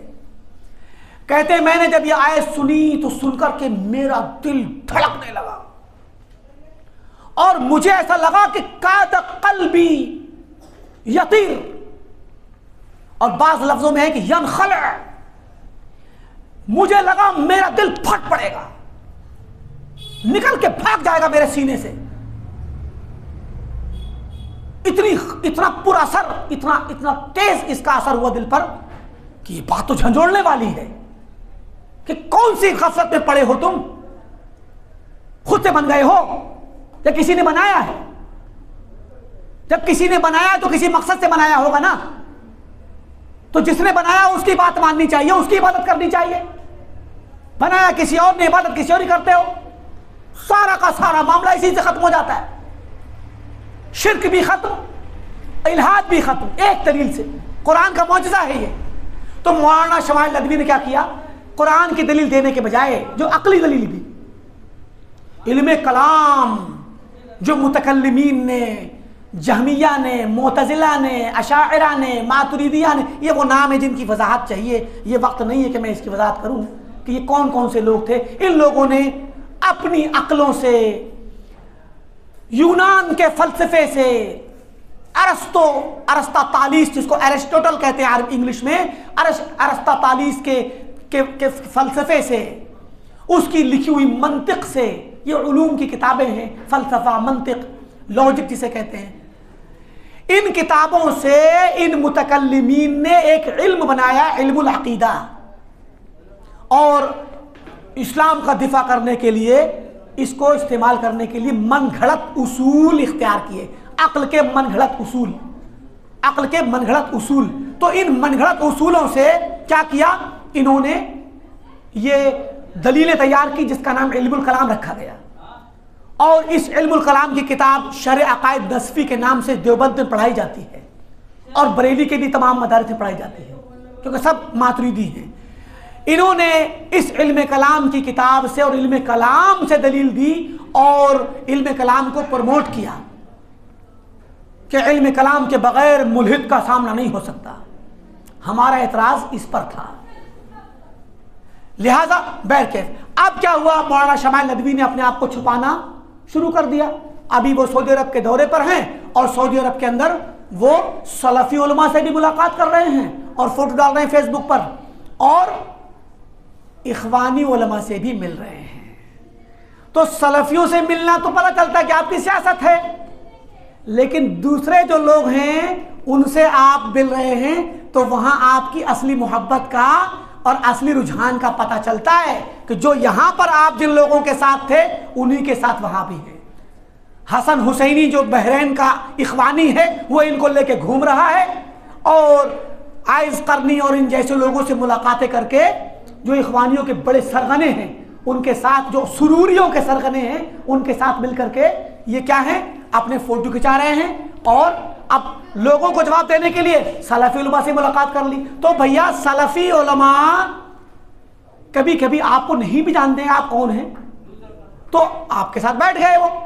और जो सुरूरी होते हैं वो यही होते हैं कि वो दिखावे के सलफ़ी होते हैं और अंदर से इख्वानी होते हैं। तो आप भी सुरूरियों वाला काम कर रहे हैं, दिखावे में सलफ़ियों के साथ जा रहे हैं और हकीकत में आप इख्वानियों के साथ मिलते हैं। तो ये था खुलासा खवारिज का और खवारिज को पहचानने का कि आप खवारिज को कैसे पहचानेंगे, और किसी भी इंसान के मनहज को और उसके तरीक़े को पहचानने का आसान तरीक़ा है, अगर उसकी बात से कोई बिदअत आपको सुनने ना मिले, उसकी किताब में, उसकी तकरीर में अगर कोई गलत बात सुनने ना मिले, तो फिर आप देखो कि वो किनके साथ उठता बैठता है, कैसे लोगों के साथ उसके ताल्लुकात हैं, तो समझ में आ जाएगा कि वो शख्स किस मनहज का है। तो अब जो आदमी दोनों से मिले, सलफ़ी से भी और इख्वानी से भी, तो समझ लीजिए कि वो पक्का सुरूरी है, तहरीकी है, इख्वानी फ़िक्र का है, जमात इस्लामी की फ़िक्र का है। और यहाँ तो मालूम ही है मौलाना शमाइल नदवी SIO के जो स्टूडेंट्स इस्लामिक ऑर्गेनाइजेशन जो जमात इस्लामी का एक शोबा है स्टूडेंट्स का, ऐसा ही प्रोग्राम में जाते हैं, बात खत्म हो गई, तो इससे ज़्यादा और दलील बड़ी क्या होगी इखवानी होने की और जमात इस्लामी होने की और सुरूरी होने की। आप पीछे मातुरीदी हो ना हो, आप सूफी हो ना हो, कोई फ़र्क नहीं पड़ता। अगर आप अहले हदीस भी हैं किसी तरीके से, बोलने के एतबार से, ख़ानदानी एतबार से, इख्तियार से, दिखावे में, ज़ाहिर तौर में अगर अहले हदीस भी हैं, लेकिन आप इन लोगों से जुड़े हुए हैं तो आप सुरूरी और इखवानी कहलाएंगे, और ये हमें पहचानने के लिए काफ़ी है। बहरकैफ तमहीद और जानिबी बातें बहुत ज़्यादा हो गई और किताब के असल मौजू पे अभी हम लोग दाखिल नहीं हुए हैं, लेकिन इंशाअल्लाह हो जाएगा। तो यहाँ पर मुसन्निफ़ ने ये बातें बताई कि मैंने इस वजह से ये किताब लिखी है। तो वजह क्या पता चली, ताकि इस किताब को पढ़कर, इस किताब को समझकर नौजवान तबका और आम तबका कुछ उसूल जान जाए, कुछ कवायद जान जाए, कुछ बुनियादी बातें जान जाए, जिनके ज़रिए वो ख़ासकर ऐसे लोगों से बचने में उसको मदद मिले और अपने मनहज को बचा सके, अपने आप को अहले हदीसों के दरमियान और सलफ़ियों के दरमियान बरकरार रख सके, और इन अहले बिदअत से और अहले फितना से और ख़वारिज ज़दा फ़िक्र के लोगों से दूर रहने में उसको मदद मिल सके। तो कहते हैं कि अहले सुन्नत के बहुत सारे लक़ब हैं, उनमें से एक लक़ब अहले सुन्नत है। सुन्नत के इन्होंने मीनिंग बयान किए हैं कि सुन्नत का माना तरीक़ा है, बेटे बातें ना करो, सुन्नत का माना तरीक़ा होता है, और सुन्नत के बहुत सारे मीनिंग हैं। हम इबारत तो नहीं पढ़ेंगे, खुलासा आपको बयान कर देते हैं कि खुलासा ये है कि सुन्नत का लफ्ज़ कई माने में इस्तेमाल होता है। सुन्नत कहते किसको हैं? सुन्नत का माना होता है हदीस, सुन्नत का माना होता है तरीक़ा। तो अब सुन्नत का लफ्ज़ जब अहलुल हदीस के यहाँ यानी मुहद्दिसीन के यहाँ इस्तेमाल होता है, तो इसका मतलब होता है हर वो बात जो अल्लाह के नबी सल्लल्लाहु अलैहि वसल्लम से आई हो, चाहे वो बात हो, चाहे वो फ़िअल हो, अमल हो, या आपकी तकरीर हो। तकरीर से मुराद सहाबा ने कोई काम किया, आपने देखा या आपने सुना और आपने उसको बरकरार रखा और कुछ नहीं कहा, तो ये ऐसे अल्लाह के वसल्लम के औसाफ हों, आपकी सिफ़ात हों, तो ये जो चीज़ें हैं, ये आपकी सीरत की तमाम बातें, ये सुन्नत कहलाती हैं अहलुल हदीस के यहाँ। और सुन्नत का लफ्ज़ फ़ुक़हा के यहाँ जब आता है फ़िक़्ह में, तो सुन्नत का मीनिंग होता है यानी फ़र्ज़ और वाजिब का बिलमुक़ाबिल। सुन्नत यानी मुस्तहब और मंदूब, जो वाजिब ना हो। और उसूली जो उलमा उसूल होते हैं इल्म उसूल के, उनके नज़दीक सुन्नत का मतलब होता है कि वो बात जो कुरान के अलावा, कुरान और सुन्नत यानी कुरान में ना हो और अल्लाह के नबी से आए, और अल्लाह के नबी से आए तो हर वो बात उसूलियों के नज़र में सुन्नत नहीं होती, जो हर हदीस उनके सुन्नत नहीं होती। इसका मतलब ये नहीं कि वो इनकार करते हैं, बल्कि उसूली लोग जो होते हैं, उसूल फ़िक़्ह को पढ़ने वाले, वो लोग ये कहते हैं कि सुन्नत और हदीस में से हम सिर्फ उन अहादीस को लेंगे जो अहकाम साबित करती है, क्योंकि फ़िक़्ह का मतलब फ़क़ीह का काम है हुक्म निकालना और मसले निकालना। तो हमारे लिए कुरान और हदीस, तो हदीस में से सुन्नत वो सिर्फ वो अहादीस होंगी जो कुछ मसले पर मुश्तमिल हों, जिनमें मसाइल हों, उन्हीं को वो लोग लेते हैं, और उन्हीं से उनका मतलब होता है। जो अकायद की हदीसें होती हैं उनको वो लोग उन अकायद वाली बातों में अपनी किताबों में नकल नहीं करते। कनेक्शन को लगाने का कुछ काम चल रहा है गालिबन, तो 5 मिनट के लिए वक्फा करते हैं, फिर इंशाअल्लाह दोबारा से शुरू करेंगे। कोई रज की बातें देख लीजिए।